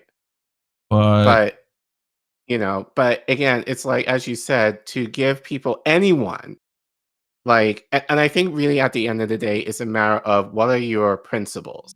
What is your North Star? And what are the things that you are non-negotiable on? Like, what are the things that are unshaken? Now, I get the idea of compromise, sure. But my thing is, you should only compromise when you know what the goal is, with the idea that you're going to hit that goal eventually. You don't do the compromise first step and set your bar lower to where the compromise of the compromise is an option. Like, you know, so... And I hear that all the time, especially from a lot of my friends. It's like, oh, we have to compromise on certain shit. I'm like, no, we don't. Like, you know, because that's where you set yourself up for this Reformation incremental bullshit that doesn't do people much, or its means tested as how that only offers it to certain people, while the rest of the population gets screwed over in the process. So, and we're not and like, I can do like incremental if things are decent as is and improves to get better, not to kind of go worse. We talked about like unions being reformist in nature before, where it's like reform in and of itself is not the bad thing. It's when you need far more than reform, that putting our focus into it, like, you know, even in like a co-op or whatever, you know, like the ideal version of that, you still need a union that is wanting like progress, you know, and reform, because you're going to need that. You need that, and you need it quickly. In fact, like you need that process fast tracked. Like, reform. Just to clarify, reform is good if you know what the main goal is. Yeah. Like, and if there's active steps to get there, then fine. But it's the idea of like having the reform be the solution to the problem, which is really, I see this more on the Democrat side, that I have a problem with. Yeah. Don't shake things up too much. You know, the money holders got to figure out ways around your bullshit. That's what they need. They need time. You know, and it's just kick the can down the road for enough. But yeah, that's why I brought the article, just to kind of give people a refresher of like what to look out for, and stop fucking rehabilitating these fucking people who have already been exposed 1,000 ways already. That would be great. If we could do that, that'd be fantastic. So, but anyway, talking about things like this is probably why YouTube's demonetized us. So you could scan that QR code on your screen, go to ko-fi.com/Indie News Network, you know, or links to donate are in the description below. We appreciate all the dollary dues that you could spare. But if you can't do that, like and subscribe, share this with your friends, and leave a comment. Am I crazy? Let me know what you think. Otherwise, thanks for watching. Ew. Well, chat. How's chat holding up? Let's see. Accord Lord saying, tell him, Reef. And I was like, dude, that Finkelstein shit upset me so much, which Finkelstein I've got other problems with anyway, but his whole Chomsky shit recently was stupid as fuck. Like, it's literally because I knew this guy, like, his ties to Epstein and whatever are heavily, like, overinflated. He literally said this supposed letter might not even be written by Chomsky. You don't think that would have been the first fucking thing Chomsky said? Like, you know, it's just, this is like one of those times where you're too close to the problem to see through the shit. You know? So, but, I mean, I've had plenty of problems with Finkelstein already, but right. It was another one I saw. I was just like, you fucking idiot. You know? Like, and you know me, I have like no patience for that shit anymore, you know? So, but anyway, yeah, Accord Lord saying Chomsky. Yeah, dude, people have yet to figure that guy out. He's been put on a liberal pedestal and they won't take him down from there, you know? So, what do I know? But Coolio. All right. Let's get to, I did see a bunch on Substack likes during that segment, so appreciate whoever was doing that. All right. So we're going to war again, Care Bear? Another war? Well, it's looking that way. And so I think our next two stories kind of are connected in that regard. We've been talking about Venezuela. I think you're going to go more into how mainstream media is kind of twisting it to capitalism's advantage. Yep. Starting Again, another fucking America war. again, America is being itself. So, so yeah, we've talked about Venezuela for the last few weeks, but we're going to get more into it. I guess this is probably going to be we're probably going to start a playlist on Venezuela now. Latin America in general. Sure.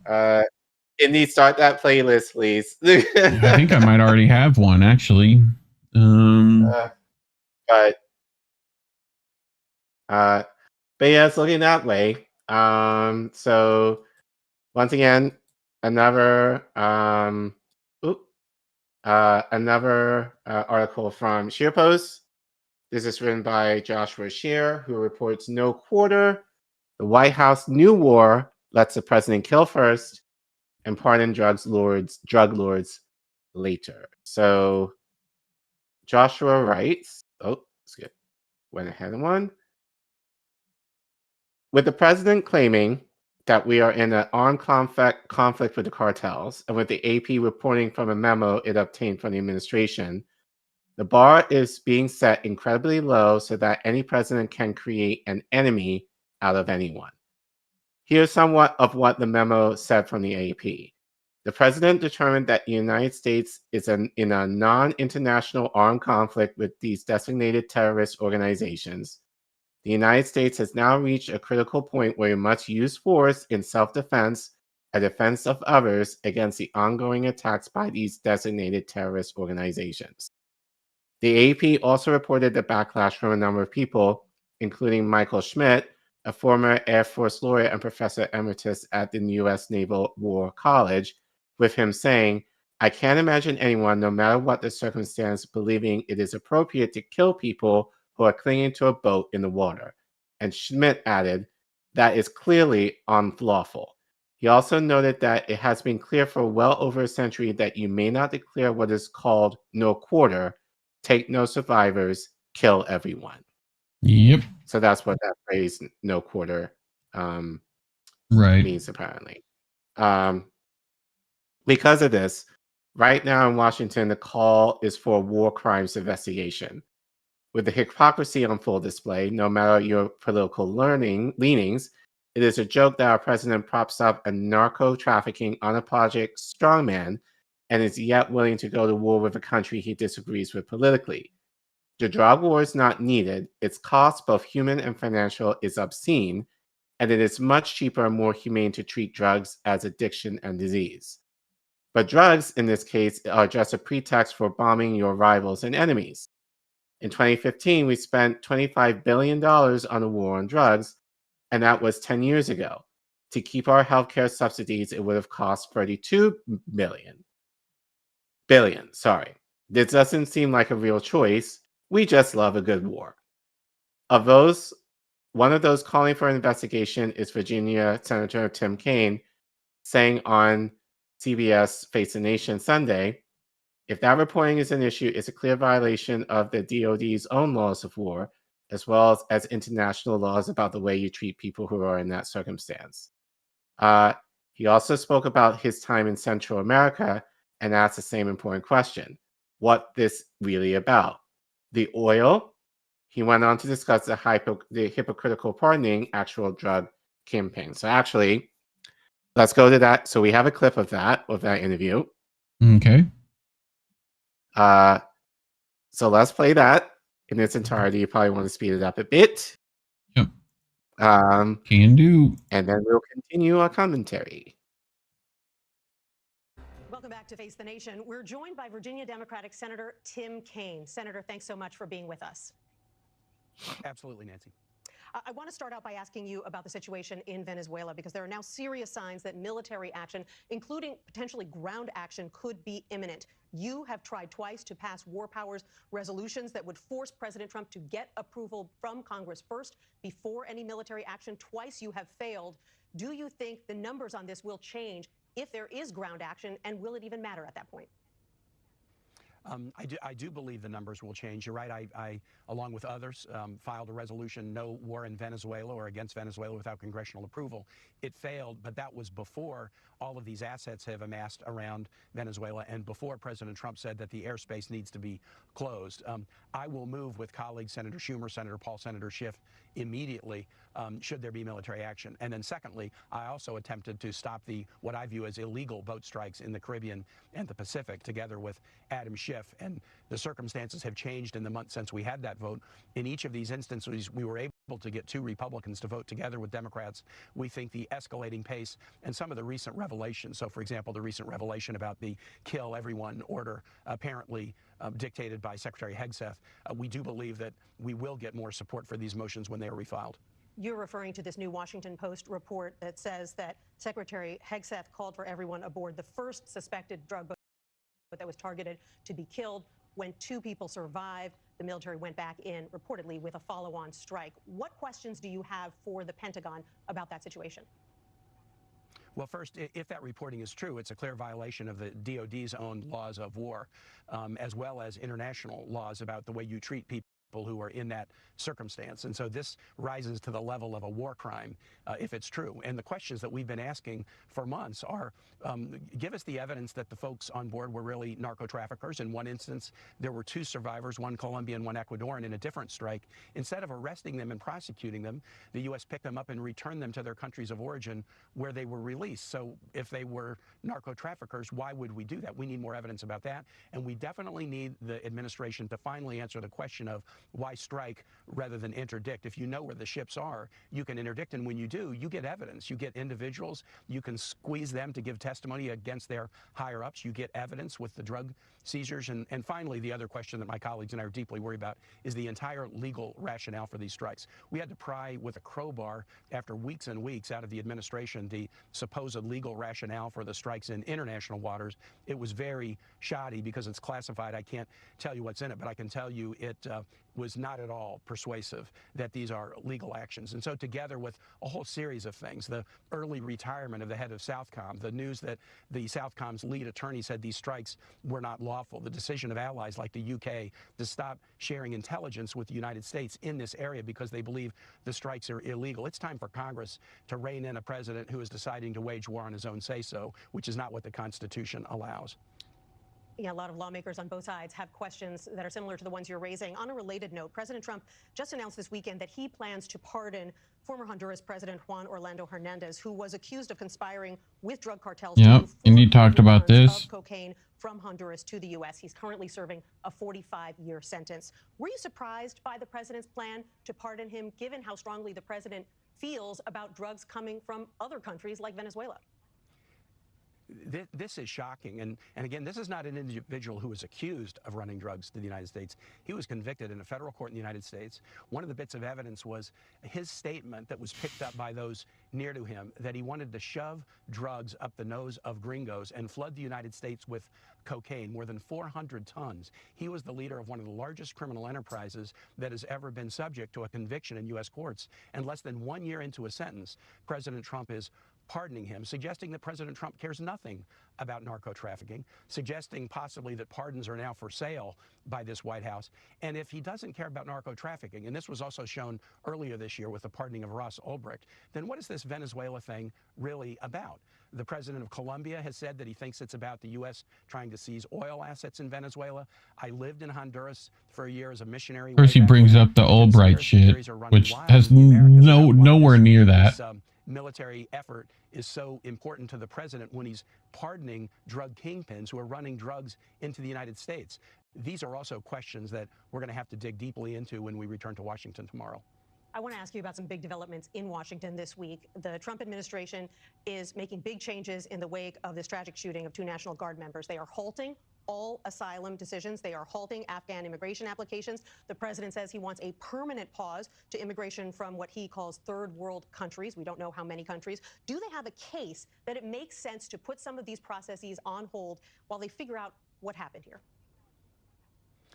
Well, you know, first, let's just acknowledge this sad fact. These 2 Guards members, Ms. Beckstrom and Mr. Wolf, what a tragedy for them and their families. And you know what? They should have been at home at Thanksgiving, celebrating Thanksgiving with their families, not deployed in a political deployment to do law enforcement in D.C. that the D.C. police and other local law enforcement agencies can do. And this demonstrates yet again something we've seen so often. Our troops, including our Guards members, they're going to serve in brave and courageous and self-sacrificing ways. And we can be so proud of them. But the orders that they get from their civilian leaders, that's where the problem comes in. Whether it's a Hegseth order to kill them all or an order to send Guardsmen and women in a political stunt deployment to cities around the country, these 2 individuals should have been celebrating Thanksgiving with their families. And I just mourn for them and all who suffer as a result. The president's decision to say, okay, this particular criminal who should be prosecuted to the full extent of the law, who came in under an asylum grant that President Trump and his administration decided this past summer, that now we're going to pause processes or asylum from 19, quote, third world countries. You don't know which ones they are. You shouldn't paint with a broad brush. Go after a criminal to the full extent of the law, but don't say that all Afghans in the United States, those who served with our military and who lost their lives and their health and their families in many ways by doing so, don't say that they're all bad. Don't say that people who come from third world countries are bad. Virginia, about 1 out of 9 of us is an immigrant, and our immigrant communities in Virginia have been an enormous source of strength to our Commonwealth and to our country, and it's wrong to target them all for the bad actions of an individual, just like we wouldn't target other communities in the United States for the bad actions of one individual. Something tells me this is going to be a big topic of conversation in Congress. It will. This week. Senator Kaine, I really appreciate you being with us, and happy Thanksgiving. Yeah, well. Yep. It's easy for you to say that all of that with Trump, but with Biden as president and right, or Obama or any of the fucking, it's also just like without congressional approval, you don't think fucking Congress would approve another war? They do all the fucking time. Like that to me is also the thing too. It's like, yeah, you know what? Push it to Congress and let all the Republicans will jump on board for it. You know, but you notice even he hasn't said anything about. Well, Matt Gaetz will give you the first vote. Well, this is illegal what Trump is doing to basically more or less declare war without Congress's approval. Yeah, and he said that they tried and failed. So why aren't you going after Trump harder? Like you know, like the Democrat. This is the issue with Democrats. They talk about being the resistance. Or at least allegedly being the shit.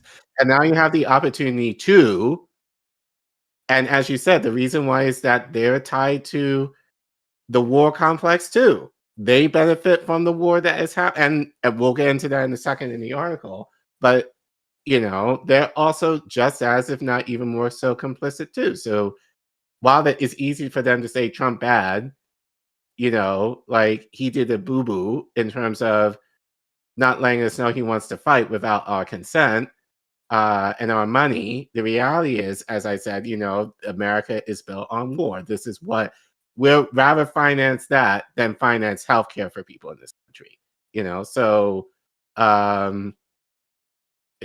So yeah, easy for him to say all of this now, but granted, if a Democrat was the president, like the only difference was, the only difference was they would have done it the right way, and Democrats would have just said how much. That would have been the only difference. Yep. But anyway, let's get back into the article. Where am I? So I'm right here. Yeah. Yeah, okay. And needless to say, the offensive, duplicitous double standard on full display, pardoning of drug kingpin Juan Orlando Hernandez, proves that this administration only cares about armed conflicts with its chosen enemies. It certainly doesn't care about the threat posed by domestic drug traffickers such as this man, who they have now effectively allowed back into business. As Hernandez once said, let's stuff the drugs right up the noses of the gringos. I would add here, but not diverge, Kane brought up the fact that oil is a motivating factor. Duh. Here's a member of Congress explain that point as reported by Common Dreams. U.S. President Maria Salazar said there were 3 reasons why we need to go in to the South American country. The first, she said, is that Venezuela, for the American oil companies, will be a field day. Progressives on the Hill point out that we've heard this before regarding our invasion of Iraq, which at the time we were told would cost $50 billion and be paid off by oil profits. Yet, as a report from Harvard, it has become a $3 trillion war. Got all that money. Yeah. Spent for benefit. Go away, Tim Kaine. There you go. To swing back to today and the current war crimes the White House is standing by to strike, Admiral Bradley worked well within his authority, and that the law to ensure the boat was destroyed and the threat to the United States of America was eliminated, Press Secretary Caroline Leavitt said Monday. This administration has designated these narco-terrorists as foreign terrorist organizations, she continued. The president has the right to take them out if they were threatening the United States of America, if they're bringing illegal narcotics that are killing our citizens at a record rate, which is what they are doing. Okay. Which is bullshit, but, whatever. Leavitt also said that Leavitt also said that has had discussions with members of Congress who were concerned about both the strike and the potential war crime implications. However, he quickly pivoted to posting memes about the situation. We'll show you that in a second. Needless to say, this behavior is typical of this administration. Do whatever they want, defend the action, try to calm people down, and then do whatever they want again. So, case in point. Yeah. Which, they just want to be sued by PBS, I guess. Like, whoever fucking runs Franklin. Except they defunded PBS, so what money do they have? So. Right. Yeah, but, there's somebody who owns the IP of Franklin, there's probably a comic writer or animator or whatever who's like, hey, fuck you. And this goes, I think they used Sabrina Carpenter on shit recently, and she had to fucking say shit. Oh, yeah. I think it was, I saw that yesterday. She was like, don't use my shit. Yeah. Tay-Tay, who I think is on the song as well, is like, fucking crickets. Fucking ain't say shit. Anyway, I digress. But yeah, the whole AI stupid shit they put out every fucking week are dumb as fuck. But I have one last last slide. Cool. This leader needs to be at a tribunal to answer for killing survivors of this attack. There's not much more to say. It's clear that $1 trillion for the military is far too much. We have to ask these questions because if we keep flooding the military with money, we have to justify it. And that justification can lead to actions like this, killing whomever is deemed as an enemy. However, we are living in 1984. We've been heading down this road for a while, but it has never been so clear. I remember this quote from the show The West Wing discussing war crimes and tribunals as such. All wars are crimes. Mm-hmm. Never saw the show, but... You don't want to watch it. Why? Me and Indy were discussing this literally the other fucking day, and me and Indy are both gigantic fans of it at one point. Watched every episode, probably a couple of times. It's just fucking liberal porn, you know? Like, and just the warm and fuzzies of the administration, and like looking back at it, it is now incredibly cringe. Right. But, you know, like, I remember at the end of it, like, they got Bill Clinton on a camera saying, like, this is how it worked. This show depiction of politics is how it worked. You know? Mhm. Like, yeah, I don't know about that, Bill. You know, even at that time, I was, like, starting to see through it, you know? Right. But yeah, Aaron Sorkin just wants real feel-good, liberal feel-goods, you know? That's what that show is. So I'm sure chat can attest, you know? But they definitely have some good bumper sticker moments in that, you know? So, but anyway, is that everything? You got anything else to say? Cool. No, we saw it. Yep. Yep. On par for the course. But saying that is why we are demonetized. So if you want to support us so we are able to continue to report on stories like these, which are funded by you and only you, because YouTube does not give us any money, you can scan the QR code you see on your screen or go to the Ko-fi link you see in the bottom of your screen. Or if you're in the YouTube chat and we're live, you can type in !donate, all one word, and the Ko-fi link will pop up. And you can donate as little as $1 or as much as you want. As we said, you know, whatever you can. If you can, we appreciate it, but we are not doing this for the money.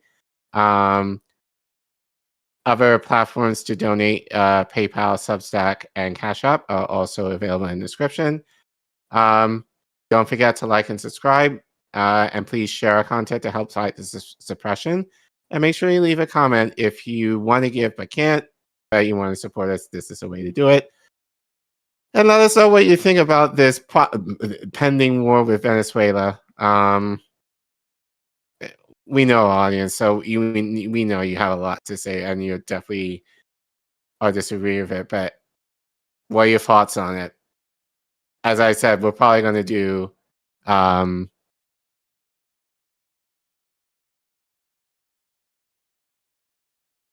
What happened? Oh. You're here. Care Bear? Why you leave? Why you broken? Oh. Come on. Oh, there we go. There Weird. we go. You're here the whole time for us. That's what's crazy. Like, just on your really? end. Yeah, it's like you just suddenly stop talking. You know? It'll be good because I'll just cut it. I'll cut it right there where you stop talking. And then you can... All right. Well, help us. We love you. Thanks for watching. Dope. I'll just tack that 3 seconds on the end, you know? It's all right. I had to do that shit last week for my shit. I had to cut out a bit. That's why I'm saying, why not let's just record something, so all you have to do, we don't have to do this in live anymore. Just put it in the tag it on to the segment. It's mainly so that you have a way to get out of the segment. Like, you have a way to get out of the segment. There's like a hard way that you know how to get out of a segment is going through the slides, you know, as opposed to like trying to figure out how to close out a segment, you know. Like, I'm sure our audience does not care of how we end. It's just like, because if we don't, we'll fucking do a 2-hour segment. You know, like that's why I'm doing it, at least. But anyway, Accordlid said, I like the fair use. Sad that you even have to do that. Dude, I try so much to not have fucking copyright come for us. Still don't fucking work. You know? So I try, I zoom around, I move stuff, like I try. I pull out music and shit all the time. It don't matter. They don't give a fuck. They just want their bag, you know? So, but anyway, anything fuck YouTube, agreed.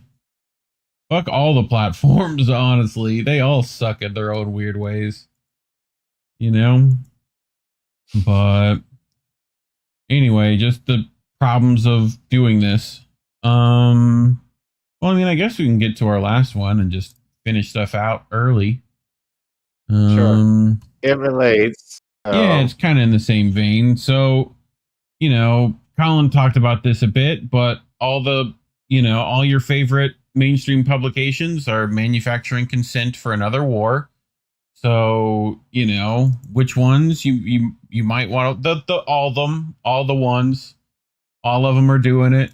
So, but it also kind of harkens back to my previous segment, you know, with similar kind of veins. But this is from The Dissonant. Ein member writes over at Substack.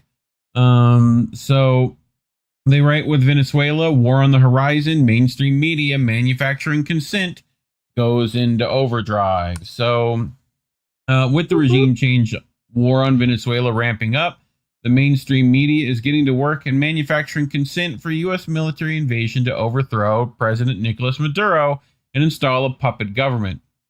Playing neocon Mad Libs, the Wall Street Journal published an article would claim that Venezuela has become a major launch pad for huge volumes of cocaine shipped to West Africa, where jihadists are helping traffic it to Europe in record quantities.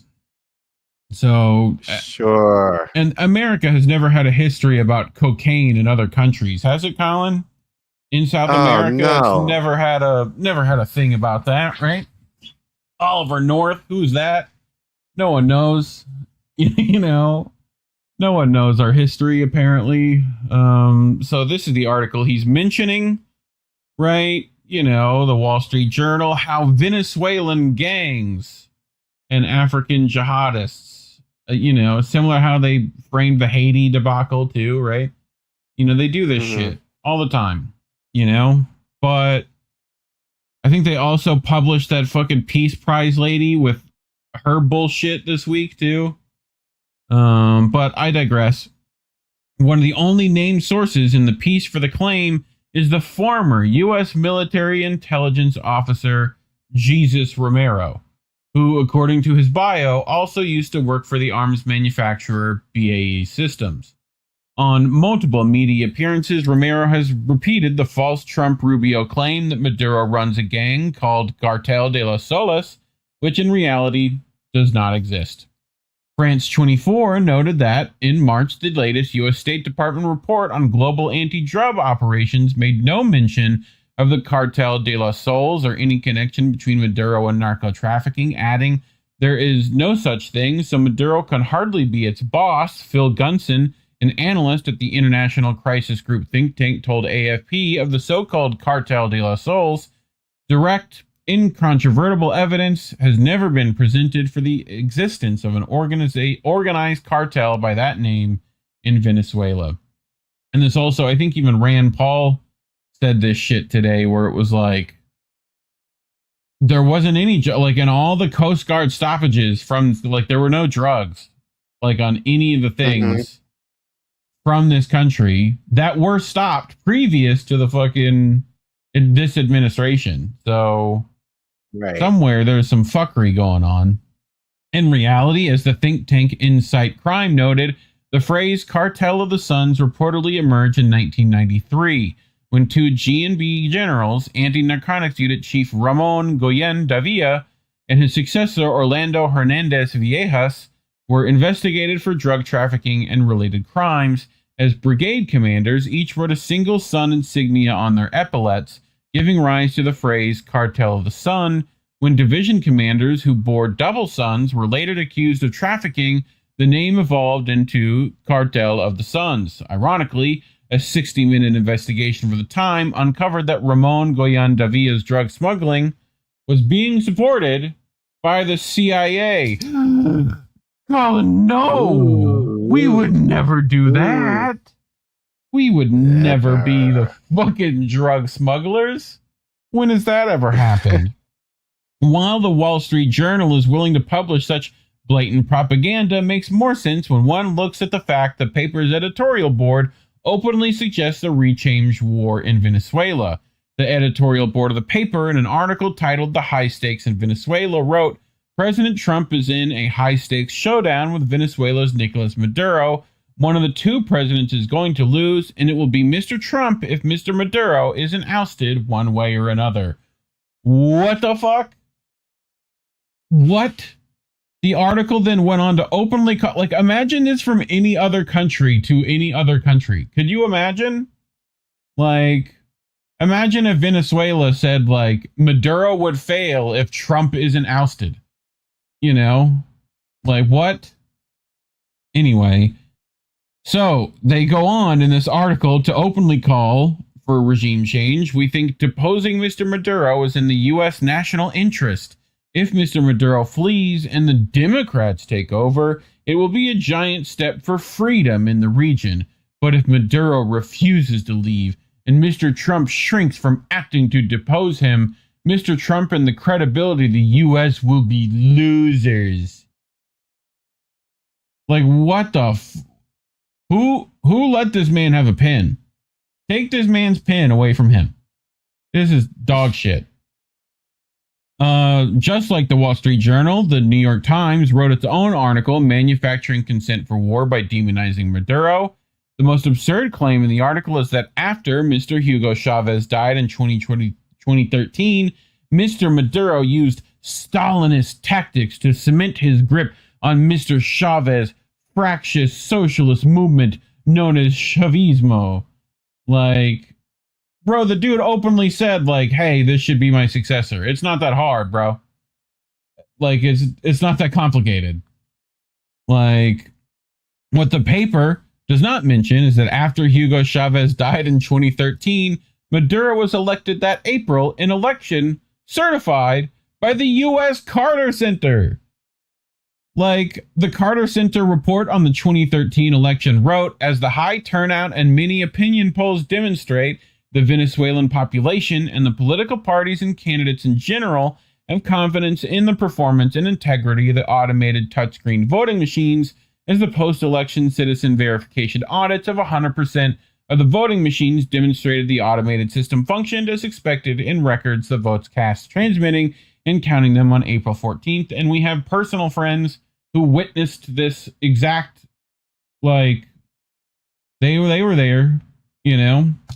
So, moving to the WAPO, the outlet published an article that blamed many problems in Venezuela caused or exacerbated by U.S. sanctions on Maduro without mentioning the sanctions. The outlet wrote, "The population of this oil-rich nation has been battered by years of economic mismanagement and political repression by the authoritarian socialist government. Inflation and unemployment are high. Supplies of water, food, medicine, and energy are unreliable, and political persecution is widespread." The article does not even mention U.S. sanctions. Francisco Rodriguez, a pro-opposition economist from Venezuela, put out a detailed study showing that U.S. sanctions prevented oil production from recovering.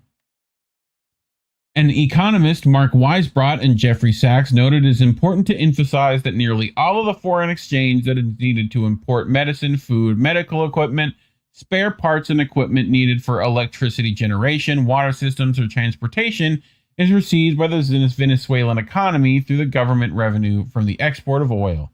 The UN noted in 2021 that sanctions on Venezuela have exacerbated pre-existing economic situations and have dramatically affected the whole population of Venezuela, especially but not only those in extreme poverty.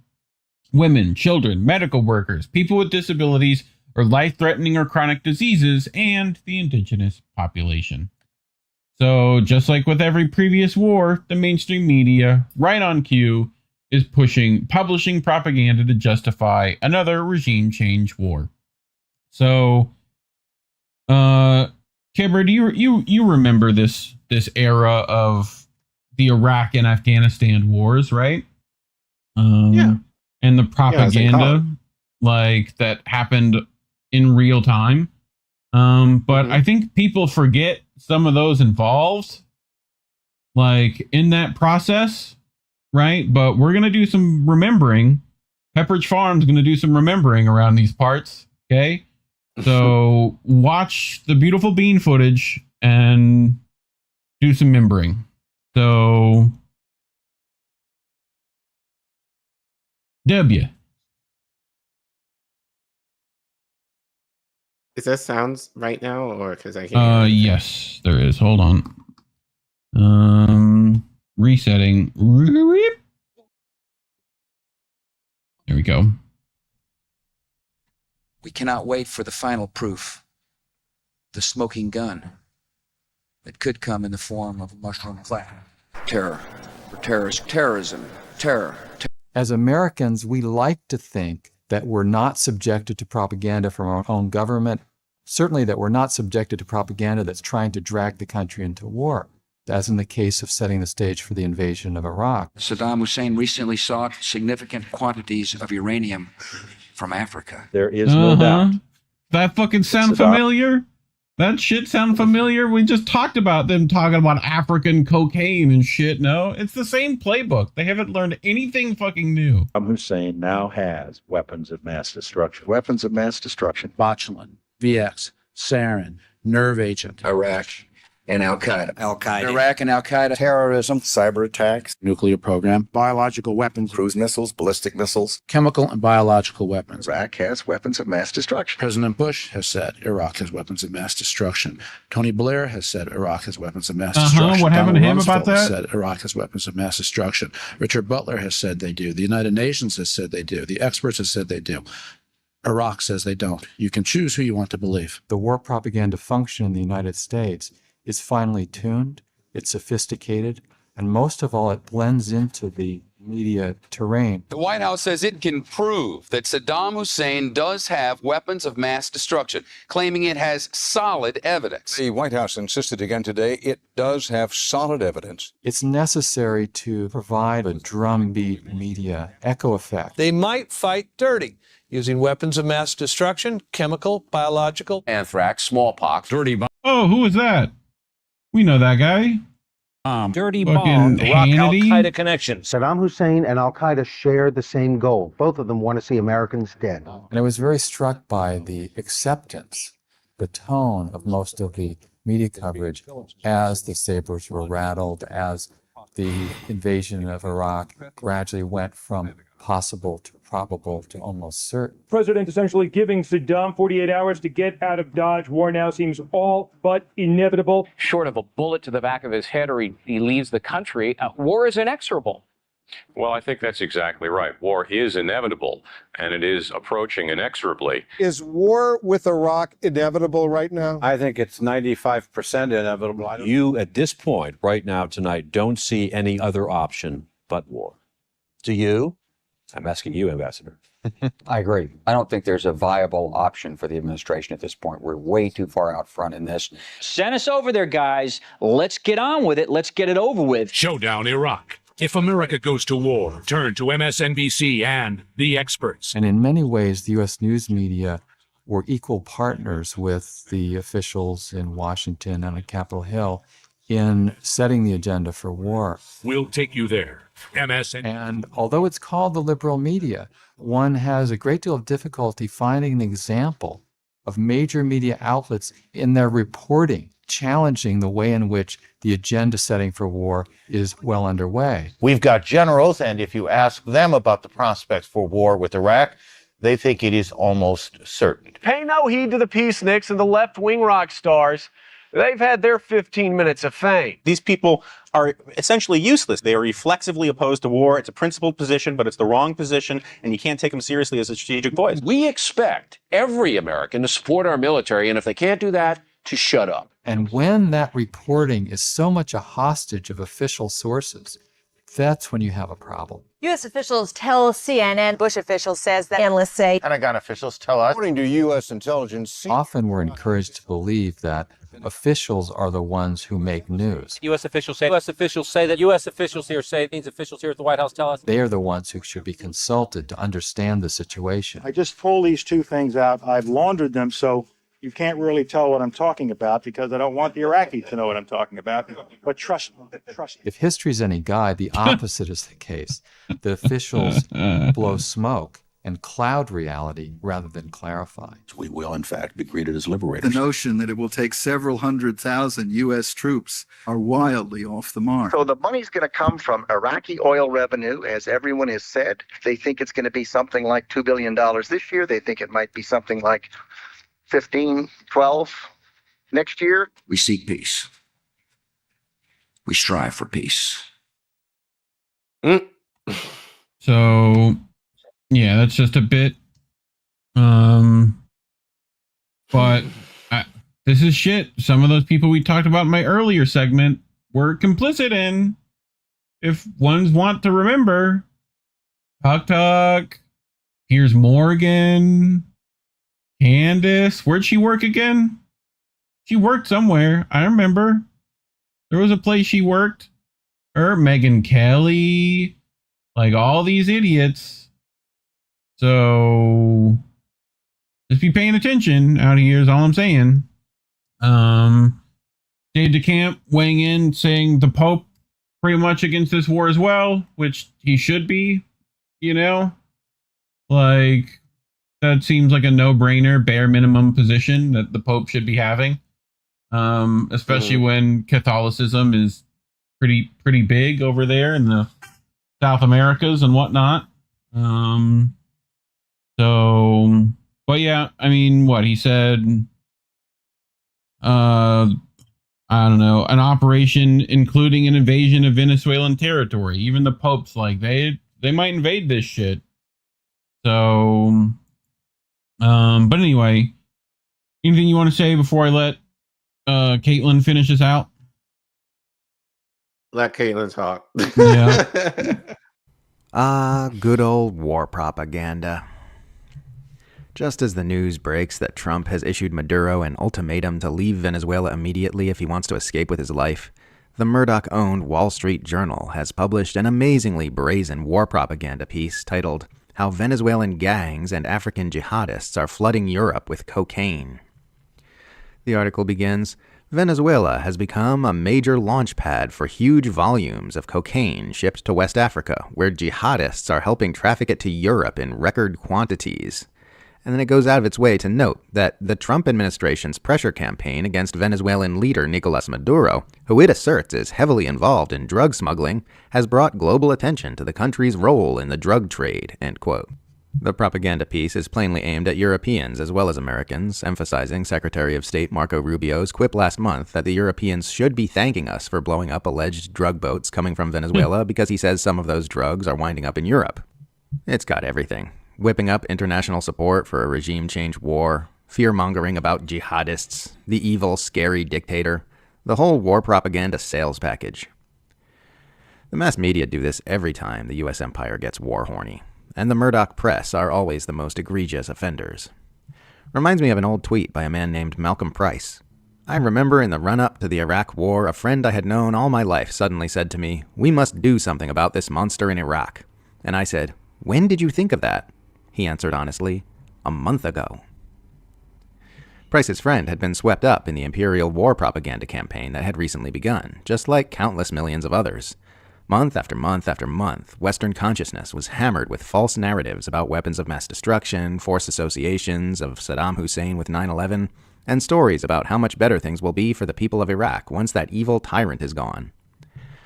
Normally, it never would have occurred to the average Westerner that a country on the other side of the planet should be invaded and its leader replaced with a puppet regime. That's not the sort of thing that would have organically entered someone's mind. It needed to be placed there. So it was. The most common misconception about the free press of the Western world is that it exists. All the West's most influential and far-reaching news media publications are here not to report factual stories about current events, but to manufacture consent for the pre-existing agendas of the U.S. centralized Western Empire. They report many true things, to be sure, and if you acquire some media literacy, you can actually learn how to glean a lot of useful information from the imperial press without losing your mind to the spin machine. But reporting true things is not their purpose. Their purpose is to manipulate public psychology at mass scale for the benefit of the empire they serve. This doesn't happen through some kind of centralized ministry of truth where sinister social engineers secretly conspire to deceive people. It happens because all mainstream press institutions are controlled either by plutocrats or by Western governments in the form of state broadcasters like the BBC, both of which have a vested interest in maintaining the imperial status quo. They control who the executives and lead editors of these outlets are, and those leaders shape the hiring and editing practices of the publication or broadcaster. Reporters come to understand that there are certain lines they need to color within if they want to get articles published and continue advancing their careers, so they either learn to toe the imperial line, or they disappear from the mass media industry. If people had a clear understanding of everything that's really going on in our world, they would tear the empire apart, brick by brick. If they could really see how much evil is being done in their name, and truly wrap their minds around it, and if they could understand how much wealth the plutocrats are getting out of the imperial status quo compared to how little they themselves benefit from it, there would be immediate revolution. So the oligarchs and empire managers shore up narrative control in the form of media ownership, think tanks, Silicon Valley algorithm manipulation, imperial information ops like Wikipedia, and now increasingly through billionaire-owned AI chatbots to ensure that this never happens. Yeah. The entire empire is built on a foundation of lies. The whole power structure is held together by nonstop manipulation of the way Westerners think, speak, act, shop, work, and vote. If truth ever finds a way to get a word in edgewise, the entire thing would collapse. We know this is true because the oligarchs and empire managers pour so much wealth and energy into manipulating our minds. They're not doing this for fun. They're doing it because they need to. If they didn't need to, it wouldn't be happening. So what they are doing is intensely creepy and destructive, but it's also empowering because it shows us right where their weak spot is. They're pouring all this energy into controlling the dominant narrative because that's the weakest point in the armor of the imperial machine. What we need, then, is a grassroots effort to help truth get a word in. Help people understand that they've been propagandized and deceived about the world by Western media and by their power-serving education systems every day of their lives. Because propaganda only works if you don't know what's happening to you. Sow distrust in the imperial media and institutions. Open people's eyes to the fact that they're being lied to, and help them learn to see the truth. Anywhere the empire is sowing lies and distortions, whether that's in Venezuela or Gaza or somewhere else, use that opportunity to help more people unplug their minds from the propaganda matrix. A better world is possible. The first step in moving toward it is snapping people out of the propaganda-induced coma which dupes them into settling for this dystopian nightmare instead. Well, closing thoughts, Skipper? I just think, well, we'll see. I don't think people are going to be as easily swayed or convinced of what's happening in Venezuela now compared to how things were over 20 years ago. Especially with my, and you're a younger millennial, but like as a zennial for me technically, because I'm 80. I think we kind of wised up to it. And back then we didn't have social media to kind of, I mean, it was still actually it wasn't social media. We had the internet, like the baby of the internet. And even back then it wasn't as good or as connected as it is now to share information that kind of counter this. Yeah. So I don't think it's going to go. And I think obviously given people know how much money is spent towards war, and the fact that we're willing to do that, but then like not taking care, this is not America first. So I think if anything, this is kind of, it's just going to be a repeat of what we saw in the Bush era. Like, I think almost an exact repeat. You're going to have, and you could probably quote me on this and maybe clip it out and see if this comes to pass within the next year or two. We're going to go into this war. People are going to get so jaded that someone on the Democrats is going to start talking about affordability. I feel that's going to be the key word that they're going to use now heading into 2026 and 28. Affordability, but they don't give any like tangible radical policies into making things affordable. And as I said, affordability is it's a misnomer because it doesn't discuss how things can be affordable to one person but may not be for another. So there's not going to be a discussion of that, of how, again, to make things universal for people, like especially in allegedly the richest country in the world, but I digress.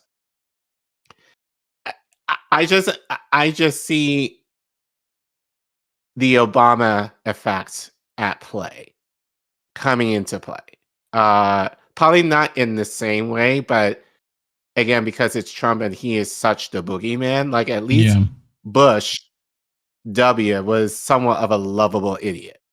Like Trump, everyone generally just hates his guts. So we're gonna get like an Obama type, whoever is Gavin Newsom, whoever the Democrats drag up to be the next white hope, and they're gonna talk that language into 2028. People will vote.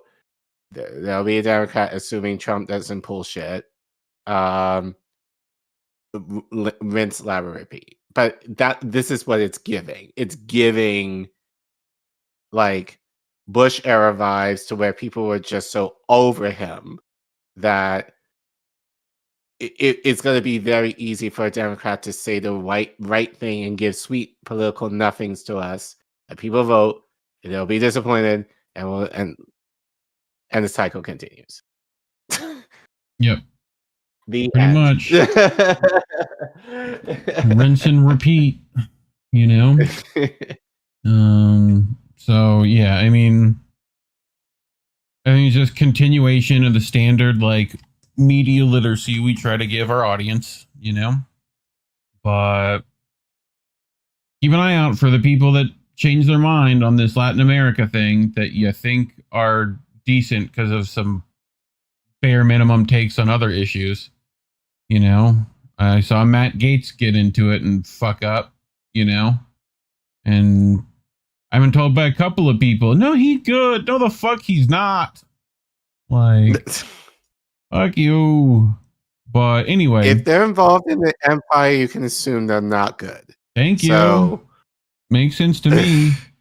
So anyway, it's probably one of the reasons talking about these things is why we're demonetized. So you can scan the QR code on your screen, go to ko-fi.com/Indie News Network, or links are in the description below. Help keep the lights on over here. And otherwise, if you're one of the poors like ourselves, just like and subscribe and hit the share button. Allegedly, it gets it to more people. And we know that's what they don't want to happen. But, let us know what you think. Leave a comment. How well is this propaganda going to work this time? And otherwise, thanks for watching. Thank you. Yeah. Julio. Well, I think there's a bunch of stuff happening this week. I know Indy did a thing with Ryan Christian. People should go watch recently. I think I heard something about No One Wants to Work Anymore with him and Himbo Thursday night. Can't remember anything else. So Sunday night we'll do boats. Usual. Same bad time on everything. So, as always, follow us on Twitter at Get Indie News. You can always follow us at our Substack. Links in the description below. To get updates for things. Indy saying tech tips tomorrow night. So go hang out with Indy. And Nobody Wants to Work is next Thursday. Got it. See? I hear things, they go in one ear and they get jumbled around. So appreciate the actual timings on things, you know? But, and I think Indy is working on some like, calendar tech. So that should be a good thing for people as well. When we get that fully together. But anything else you wanted to tell people? Or is that it? We got some That's merch. it. IndieNews.shop. Get yourself some hoodies. It's getting cold. You know? Oh, we have new merch. So Yeah, I think so. go check it out. I think we should show the audience at some point. But yeah, we have new merch. Nope. But Go check it yeah, out. IndieNews.shop. Go check that stuff out. Let me know what you think. But anyway, Yeah, we have a new retailer or whatever, right? shop. Yeah. Should be better. It's a Should little hopefully cheaper get for your people, I stuff a lot think. faster, slightly So, cheaper. Yeah. So Dope. yeah, check it out. Yep. So, well, remember, kids, labels are bad. Stay independent. Good night, fam. Have a good week, everyone.